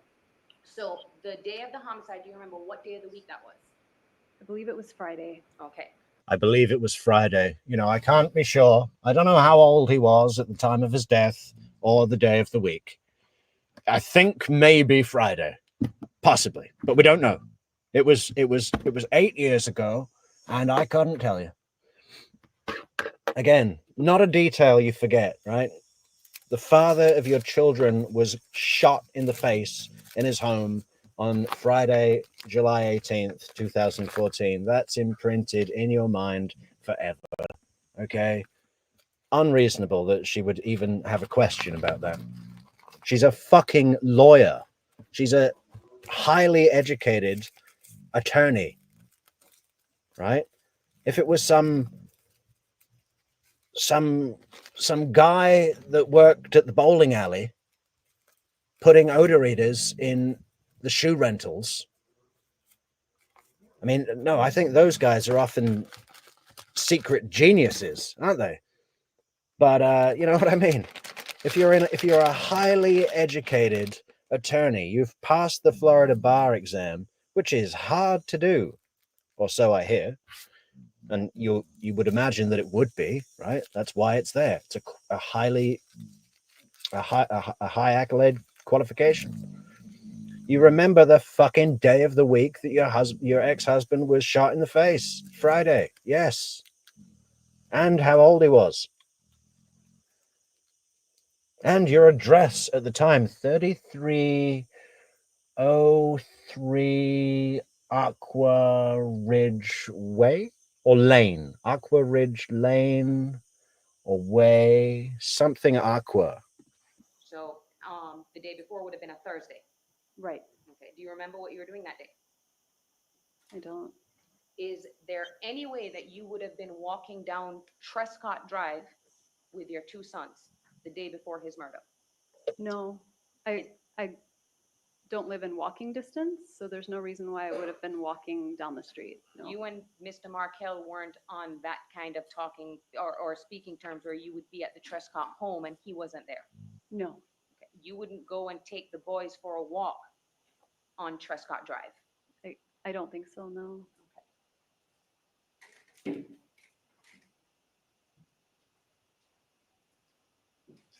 And as far as you knew at that time, the kids, what school were they attending?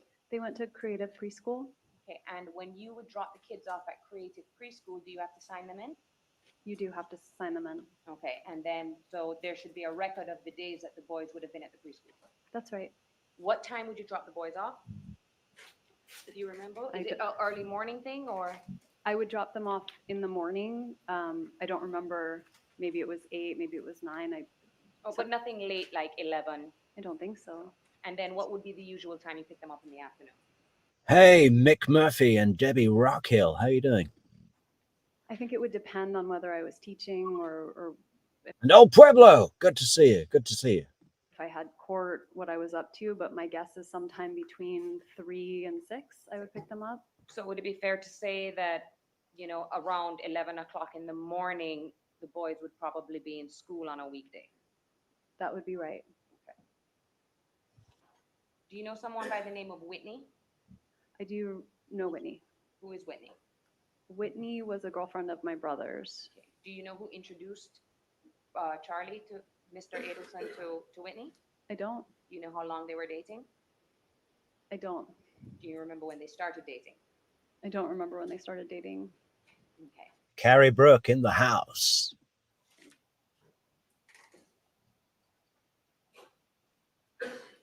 When did your brother buy you that TV? I remember having the TV in the house on Aqua Ridge. Mhm. So sometime after the fall of 2012. And then sometime between 2012, 2013, something like that. Do you remember making a phone call to Charlie that morning and having a conversation with him without going into the details of that conversation? Which morning? The morning of Danny's murder. Yes. I'm sorry, Judge. Mr. Markel's murder. Do you remember how long you spoke for? I don't remember how long I spoke for.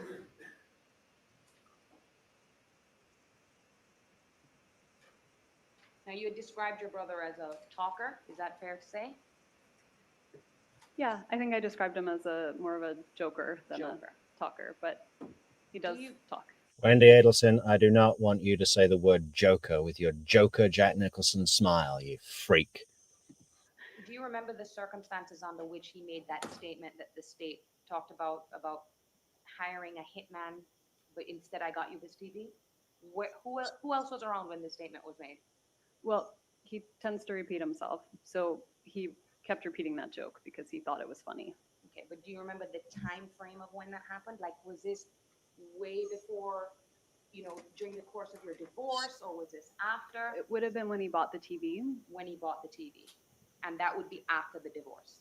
Well, not after I filed for divorce, right? But Okay. not after the divorce was finalized. So sometime after, I really don't remember when I got the TV, but maybe sometime starting with the fall of 2012, sometime around then, but it could have been 2013.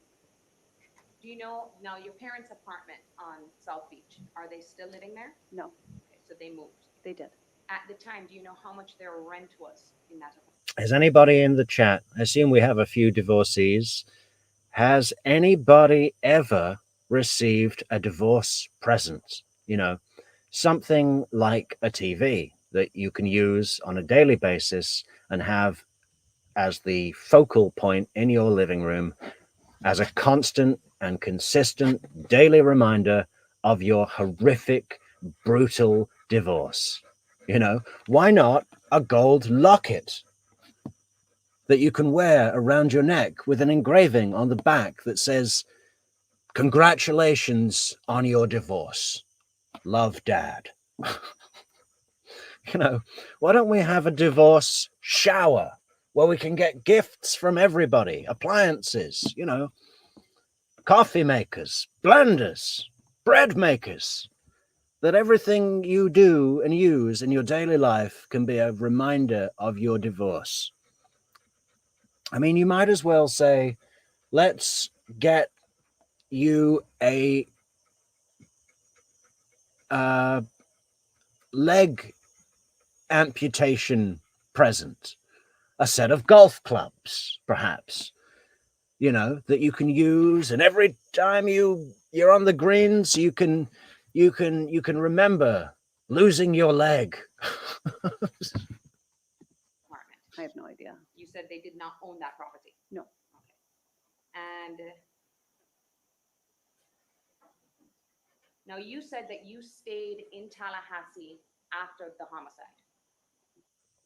Stella K asks, I wonder what they want Kawas to testify to at Donna's trial. Well, I think it's pretty clear that it's going to be about whether or not Donna Adelson had a hand in paying or contributing to Katherine Magbanua's defense, and whether or not there was a communication through Tara Kawas by Donna Adelson's lawyers to say, tell Katie not to talk because we're not talking. You know, it's going to be something like that, right? I stayed for a few days. Okay. And do you recall if Detective Isom tried to call you After I had left, before you left Tallahassee, but after the memorial service for Mr. Markel? he did not call me before I left Tallahassee. No. Okay. Did he try to call you? He What is a push present, Carrie? called me when I was already on the road, Okay. about 4 hours away from Tallahassee. All right. Did he ever try to talk to you again? No. Has the prosecution? When is the first time the prosecution reached out to you to speak to you about what happened? I don't remember ever talking with the prosecution.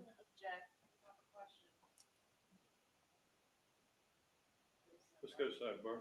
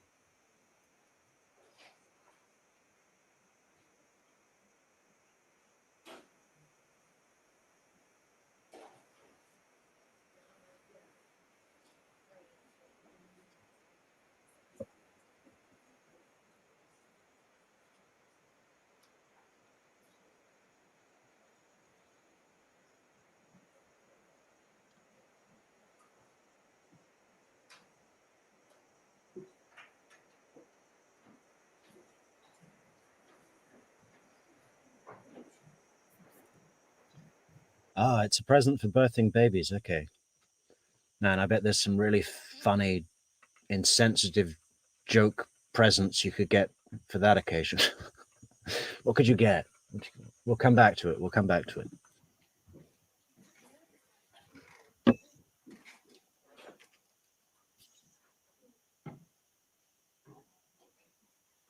think I want to go through the Wendi Adelson testimonies, all of them, and capture every bit where she's silent on the stand. Look at this here. What the hell is she doing with her head? I just want to get every bit and put it together in one long video, right? So we can just watch her like we're watching a weird reptile at the zoo. How long does this go on?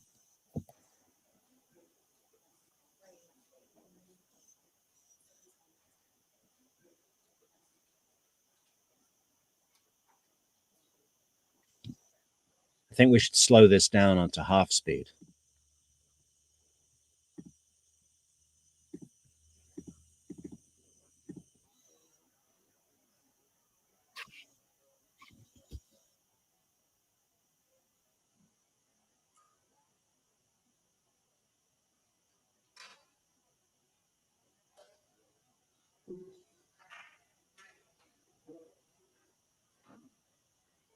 Just the way those eyes move, looking for threats, identifying threats. It's like the fucking Terminator or something.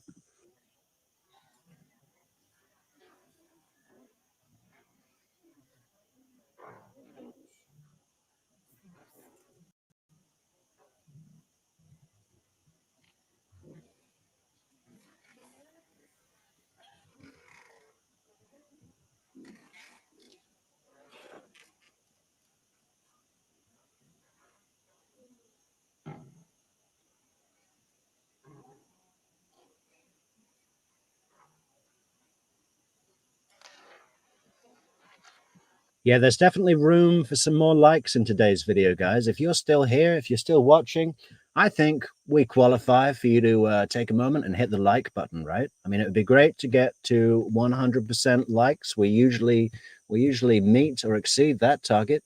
I know it's early or late, depending where you are in the world. Our friends in Bangladesh have all joined us for today's stream. We're going to the Eastern Hemisphere today, but all of you guys in Eastern time should be waking up about now, ready for work, ready to leave a like on the video before you go to work, right? Proceed, Your Honor. Man, I thought her head was going to twist all the way around then. Whoosh! Whoosh! Proceed, Your Honor. Okay. Do you know if Detective Isom ever tried to reach out to your parents? I don't think he did. Do you know if Detective Isom ever tried to speak to your brother Charlie? I don't think he did.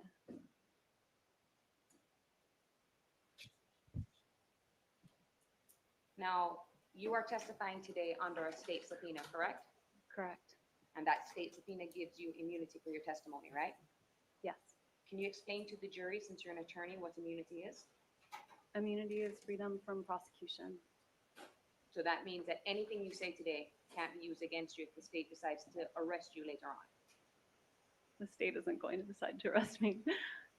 Oh, let's see if we can pause this. This is the freeze frame we used for today's thumbnail, guys. This is where half of her mask slips off. Later on. Oh my God. Okay, let's try and capture. We need to do this in slow motion, guys. This is the one where you can really see how fucked up this person is.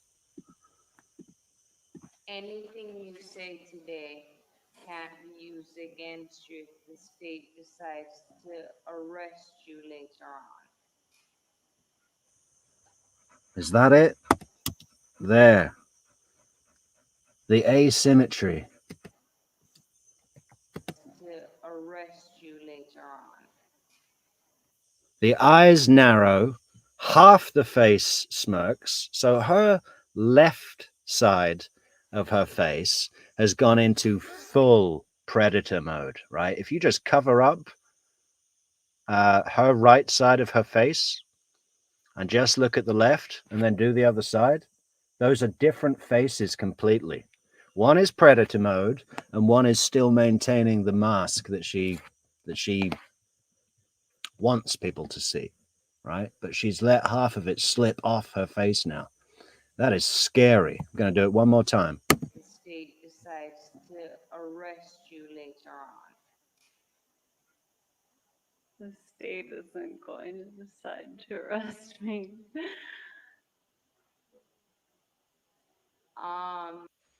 Whew.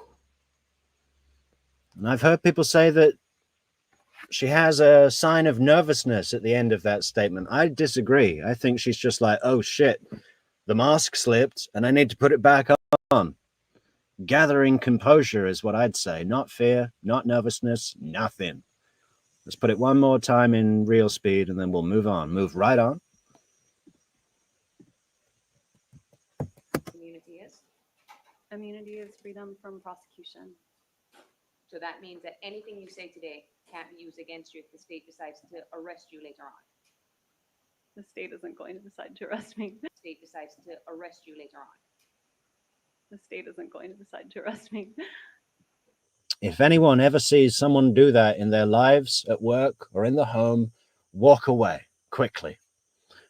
Run to a policeman or somebody you trust. Okay? Like, make sure you're in an area where there's a lot of cameras. If there's a CVS, go in. Okay? Get away from that person immediately. Run to a policeman or somebody you trust. Do you know if they consider you a suspect? I don't know. Now, the life insurance policy that the state was asking you about, have you received any money from the life insurance? Yeah, maybe she had the decent Botox for this trial, Carrie. But if you notice the very top of her forehead, the last maybe 3/4 of an inch before we get to her hairline in the middle, that's the only part of her forehead that wrinkles, which, if you notice it, looks really strange when she makes an expression that would normally wrinkle the entire forehead, but only the top half inch or 3/4 inch wrinkles. It's bizarre and revolting. Insurance policy from Mr. Markel? I don't know if maybe in the beginning, the life insurance that Danny owed me about $100,000 when he died. I do think that his family made that disbursement. I don't know if they. I'm pretty sure that you took that $100,000 and more out of the Schwab accounts. Raided the Schwab accounts, took everything in the house, left him a fucking wooden spoon and no couch. Took all the plates, just let Markel eat while standing over the sink. You know? Yeah, he owed me $100,000, so I couldn't afford to buy my house. My very glamorous, exclusive house. Paid that through the life insurance policy, but other than that, there's been, the life insurance policy is money put away for the kids. I've never seen it. Do you have access to that, or you have no control over I that? have no control over that. Yeah, I have no control over it, but obviously it's released to me as the mother of the 2 minors, and I keep all the money because my parents pay for everything for the boys. So that state benefit that I get, that $4,800 a month, which over the course up until the ages of 18 for the boys respectively amounts to $862,000. Yeah, all of that comes to me for the boys, but Donna pays for everything for the boys. All of their Ralph Lauren tuxedos, all of their jet ski rentals and their piano lessons. Donna pays every last cent of that for the boys. Wendy keeps all the money. All right, and I have, where did you say, so your boys are now down in Miami with your mother, correct? At the moment, yes. And you stopped letting Danny's parent or Mr. Markel's parents see the boys, is that correct? 2 years after Danny died, I stopped. Just need another 81 likes to get to 100% rating, guys. I think we can do that. I think we can take a minute. Everyone take a breath. Pour yourself a cocktail. Leave a like on the video. Visitation. Okay, do you have any intention of letting them see their grandchildren again? I do. We've actually been in discussion the last few weeks. No further questions, sir. Read the record.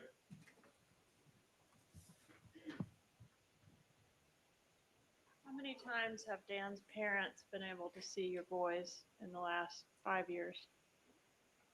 In the last 2 years after they died, they've been able to see them every time they've asked to see them. Okay, what about the last 3 years?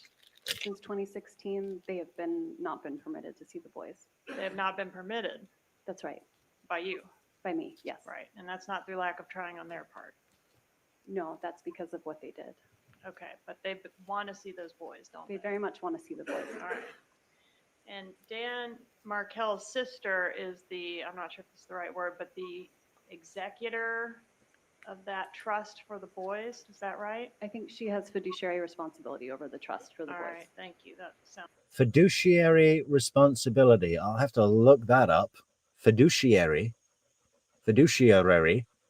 Ferrero Rocher. Yeah, she's in charge of all of the Ferrero Rocher for the boys. Every Christmas, they get one little golden chocolate, and we call it the Ferrero Rocher week.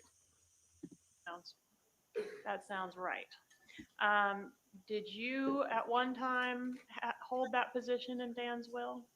Oh, before we got divorced, I probably did. Okay, but sometime after the divorce, he changed that over to the sister. He must have, yes. Okay.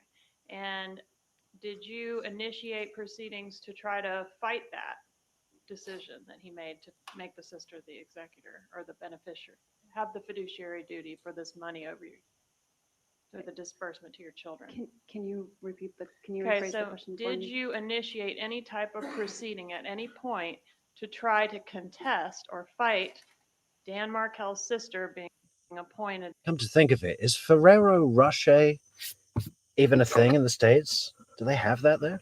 I bet they do. as this fiduciary for the life insurance for the boys? I don't believe that I did. You did not. I don't remember doing that, no. No further questions. Any juror have a question of this question? If you do, write it down. We'll go sidebar.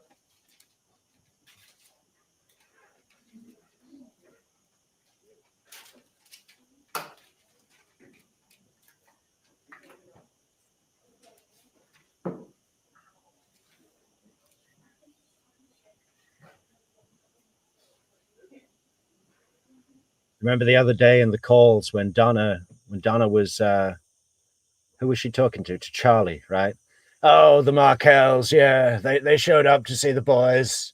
Didn't show up till 3 or 4 in the afternoon. Oh, it was all weird. Horrible Jews, horrible Canadian Jews. Yeah, they spent about an hour here. Yeah, just asked them about school. I thought they'd be all over the boys with hugs. They didn't even hug. They brought their cousin so they wouldn't get bored.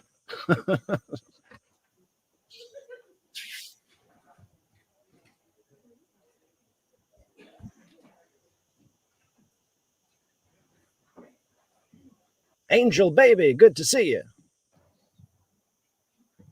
Heaven must be missing an angel.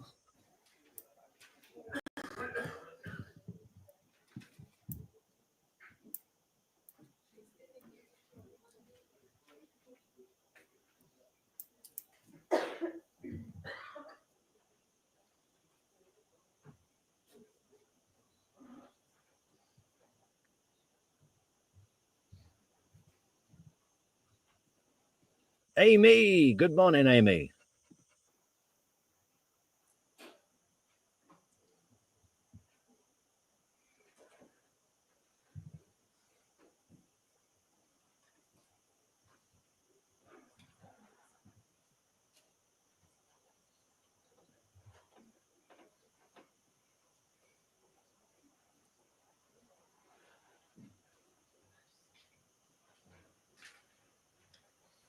This is another good bit for our clip show of Wendi being silent on the stand. It's a shame the fucking cameraman's drunk.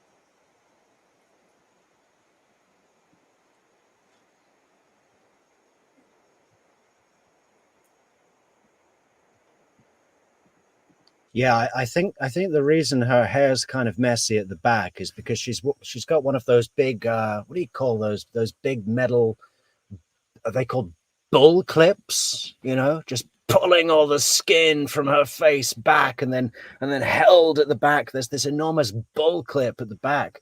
So yeah, it's sticking out the hair and kind of making it look a little less little more scarecrowy.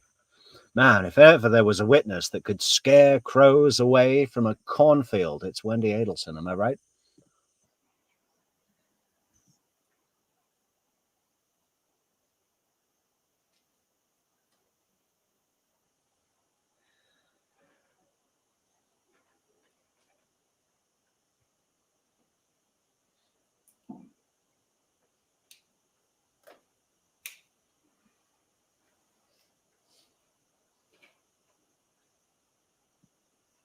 Hey, over and over 1967. Great stuff. Good job. Got a lot of Scottish in today. This must be the right time slot for the Highlands.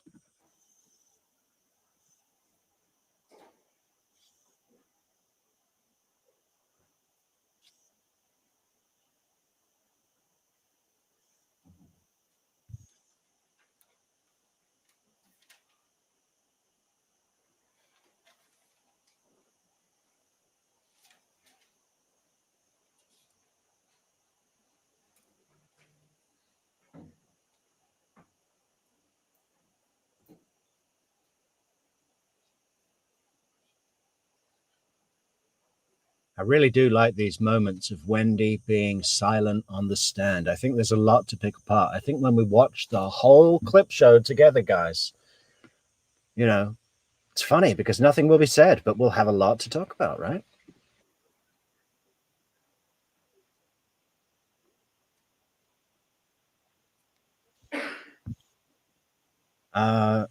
Donna's middle name is Sue Stella, or is that part of her first name, like Donna hyphen Sue? I think it's her middle name, Donna Sue.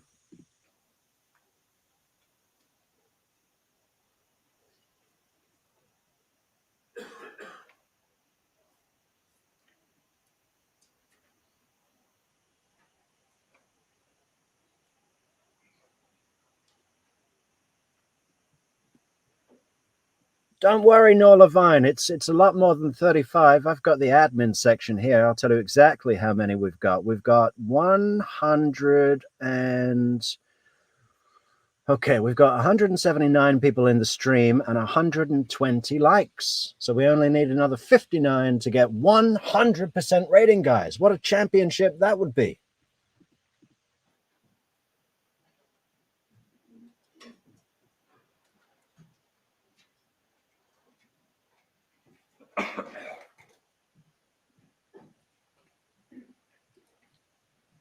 Ms. Adelson, I don't remember what it related to exactly. I mean, I remember you saying this, and one of the jurors had a question about, you said your memory had been refreshed about something. Yeah, her memory was refreshed by Dr. Zapp. She said, step into the memory machine and have your memory refreshed. It's a 4-appointment procedure. And the great thing is that we can do it just at the same time as your Botox injections. What did you mean by that? So over 5 years have passed since Danny died. Maybe that's it, actually. Maybe the plastic surgeon just put the needle in too deep for the Botox and accidentally put Botox into her brain and just made her cerebral cortex completely numb and unwrinkled. And, you know, nothing is worse for your memory than a non-wrinkly brain, right? And Speak to them. sorry. So more than 5 years have passed since Danny died, and a lot of the things that we're talking about today, I just don't remember at all. And so to refresh my memory, to make sure that I could remember things, certain documents were shown to me, emails. Well, not enough. You couldn't remember your fucking address a minute ago. Or how old Danny was when he died. He was born in 1972. and he was murdered in 2014. So if we subtract the greater value number, carry the 1, 42 years old. Legal pleadings from the case so that I could remember what was happening at that time. One of the jurors was a little confused with the timing. You had said you had a boyfriend and that it was not clear to them whether you said it was a month after your separation and filing for divorce or a month after it was finalized. Sure. So I started dating someone who was a friend of mine. Listen to this. You know, you tell me if this passes the smell test. Yeah, no adultery. What? No. He was a friend first. Non-fucking friend. Simple friend. No, none of that. Separation and filing for divorce or a month after it was finalized. Sure. So I started dating someone who was a friend of mine for many years, and it didn't become romantic until after I had filed for divorce. So about a month after I filed for divorce, someone who was a friend in my life became more like a boyfriend than a friend. Yeah, meaning we started playing trains and tunnels all damn day. Okay. What was wrong with the television that had to be repaired? I think one of my kids might have thrown something at it, so there was a crack in the TV. And why have Mr. Markel's parents not been allowed to see the grandchildren?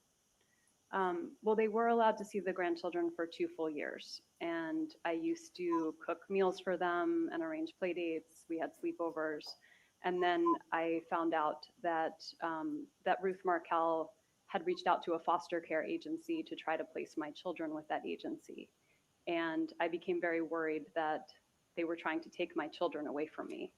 And so after that time, I didn't feel a level of trust that they could spend time with the kids. I was afraid they were trying to take them from me. Okay. Follow up, Ms. Captain. Your reference to the foster care agency, does that have to do with an email that was sent to me from your mother-in-law? Yes, it does. All right, that's Dan's mother. Yes. And that email was in reference to, in the event that you and your parents were arrested in association with this crime, could I please contact that particular agency to assist with the children in the event they have no guardian temporarily until they could get down here from where they reside in Canada? Is that correct? That's correct. Okay, so they were not trying to take your children unless there was an event where you were unable to care for them. But because there's no event in which I would be unable to care for them, that feels like trying to take away my children. Does it? Does it? Well, I guess we'll see, Wendy. I guess we'll see about that if there's no event where you would not be able to care for your children. I think it might be coming up, you know? I think it might be just around the corner, Wendy. Garcia. Anyway, I think the boys should live with Georgia Cappleman until the Markels can get down from where they reside in Canada. She'd be a great stepmom. You know, cookouts in the yard. And does anyone want to see some family pictures of Georgia Cappleman? Let's let this play out. I'll find the nice family pictures of Georgia. Magbanua.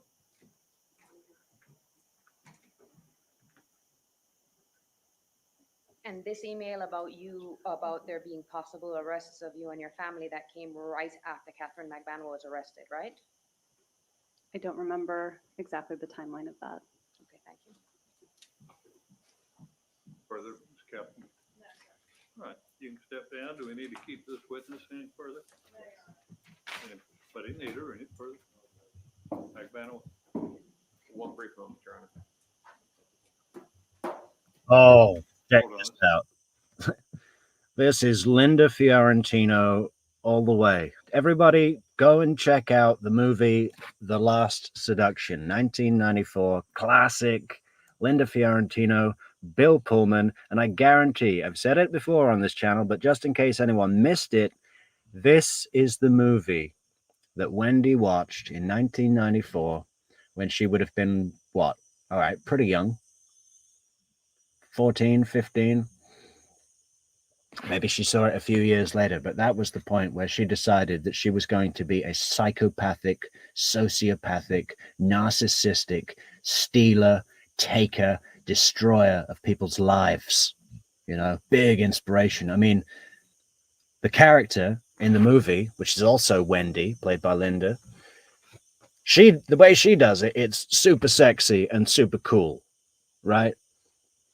And you like that she's evil, but that's because it's a fucking movie, right? It's really good.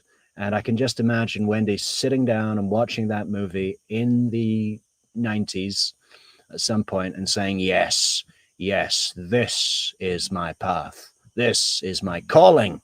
I have all the tools available to become this.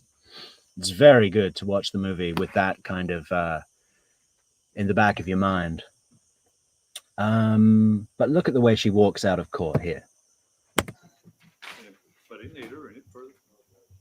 And watch it once on normal speed, once on half speed, and then again on normal speed because it's important, guys. Magbanua? One brief moment, Your Honor. Hold on a second, Ms. Adelson. Under subpoena, Your Honor. Totally fucking loves it. Job well done, she's saying to herself, right? One brief moment, Your Oh.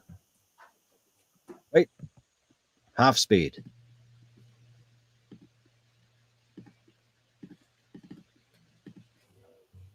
Magbanua? She's playing her own theme tune in her head here, guys. One brief moment, Your Honor.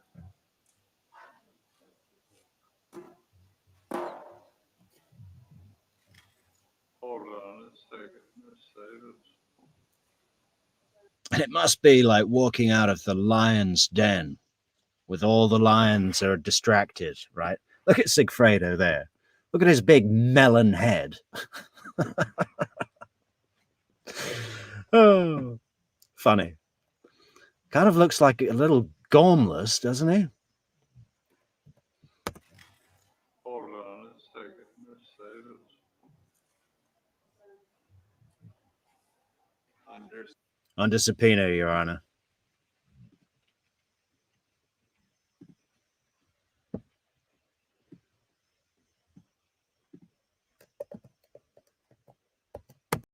Magbanua?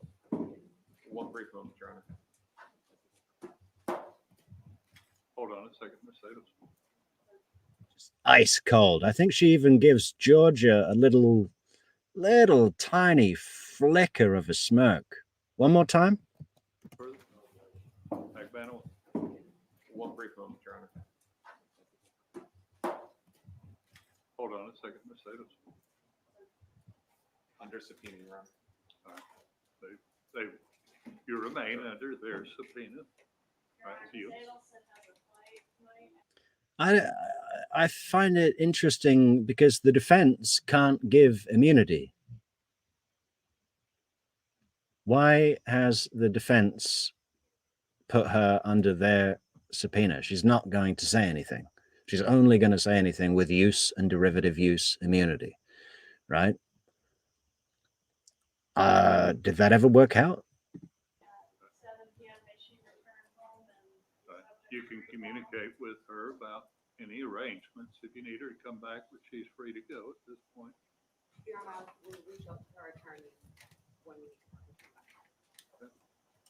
All right, last thing you're gonna get this afternoon. John Lauro is waiting at the door. Let's go. Let's get into a fucking big Mercedes. Go and sit in my big Mercedes. We'll drive back to South Beach. We'll be there in 9 hours. It's probably not what you want to hear, but it was a little legal lesson that one of the jurors. God, you know, I love this judge and everything, but when he comes out with like, you know, it's the end of the day and he's saying like, yeah, it's probably not what you want to hear, but here's a little legal lesson that you're goddamn right. Can we go? Raised, they asked a question about the type of immunity that was discussed by Ms. Adelson, it's really not a fact question, it's a legal question. So this It's a good question, Amy. What is Wendi Adelson's theme tune? I've always imagined her listening to John Bon Jovi's Keep the Faith. Might do a breakdown of those lyrics. I imagine they could mean a lot to Wendi. is a little legal lesson. In the state of Florida, there are three kinds of immunity. There's transactional immunity, there's use immunity, there's use and derivative use immunity. Transactional immunity means that some person cannot be prosecuted for an offense.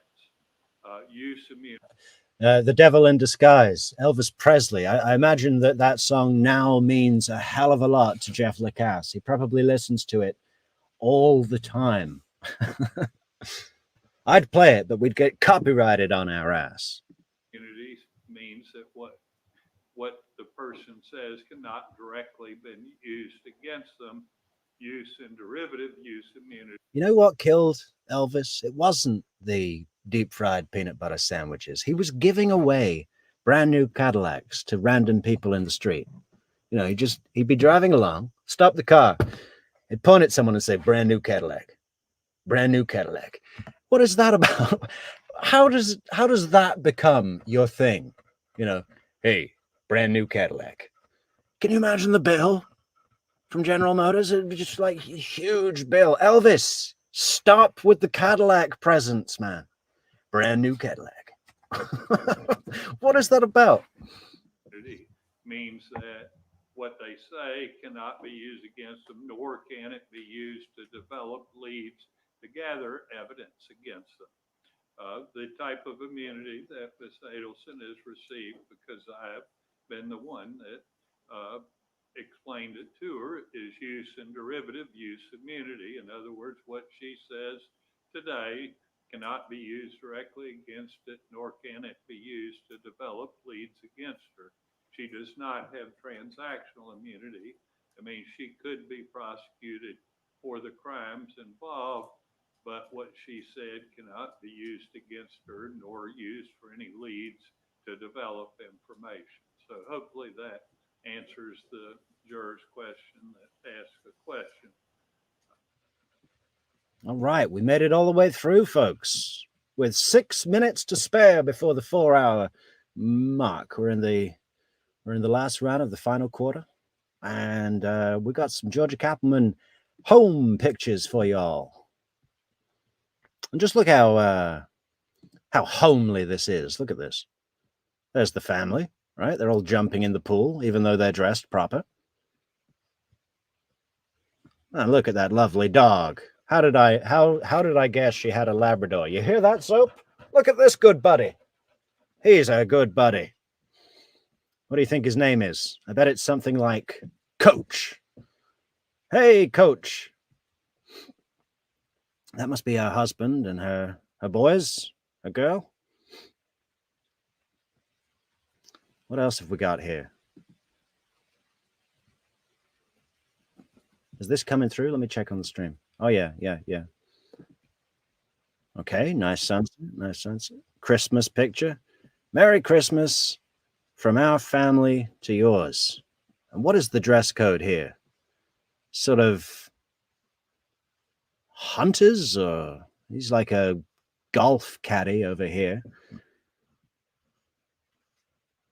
This guy knows how to wear a suit with boots. Good old Tallahassee mud boots. And look at Coach. Isn't Coach great? Hi, Coach. Who's this guy? Coach, Champ, and Slugger. Pick a buddy, Soap. Coach, Champ, or Slugger. Okay, another nice scenic. Oh, and he can play the trumpet. Gingerbread Street. There she is. Look at her in her real life. You see, she's more than just a courtroom bear. There's a whole lot of love behind the scenes in the Cappleman household. Is that it? I think there's some more stuff. Okay, that's the cover photos.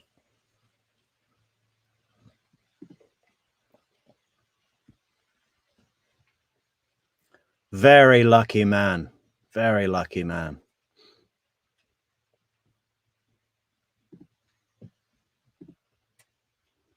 Ah, Judge Hankinson.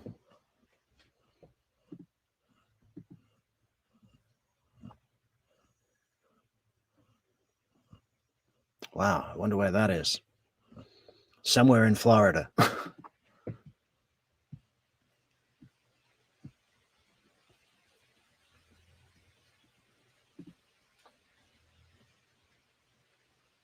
Yeah, he likes these tweed jackets, doesn't he? Look at those shoulder, what do you call it, patches.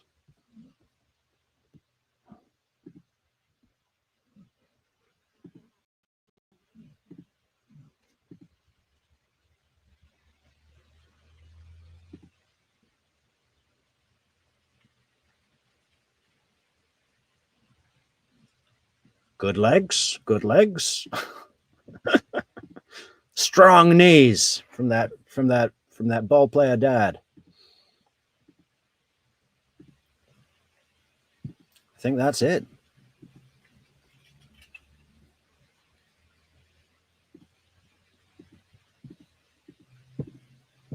Yeah, pretty much. Anyway, nice to see something behind the scenes of Miss Georgia. Okay, how we doing on time? How we doing on time? Okay, look at that perfect timing. We're getting really good at this timing. We've got 50 seconds before we close out at 4 hours on the dot. Hi, Tay. Sorry we missed you, babe. Yeah, okay. So remember to leave a like on the video, guys. If you want to support the channel and help True Crime Metrix, buymeacoffee.com, link in the description. Patreon memberships in the description. Until later, we're going to be starting a stream with the Wendi Adelson interview from scratch for the third watch on the Metrix channel platform at around 7 or 8 o'clock Eastern. Okay? We're going to turn off the laptop. We're going to turn off the cell phones right now. We're going to let that charge because the True Crime Metrix studio is powered by the sun. Okay? You don't get much of more of a resource than that, huh? Okay, so be kind to each other. Don't be an Adelson and have a safe drive to work. Okay? Goodbye. True Crime Metrix out.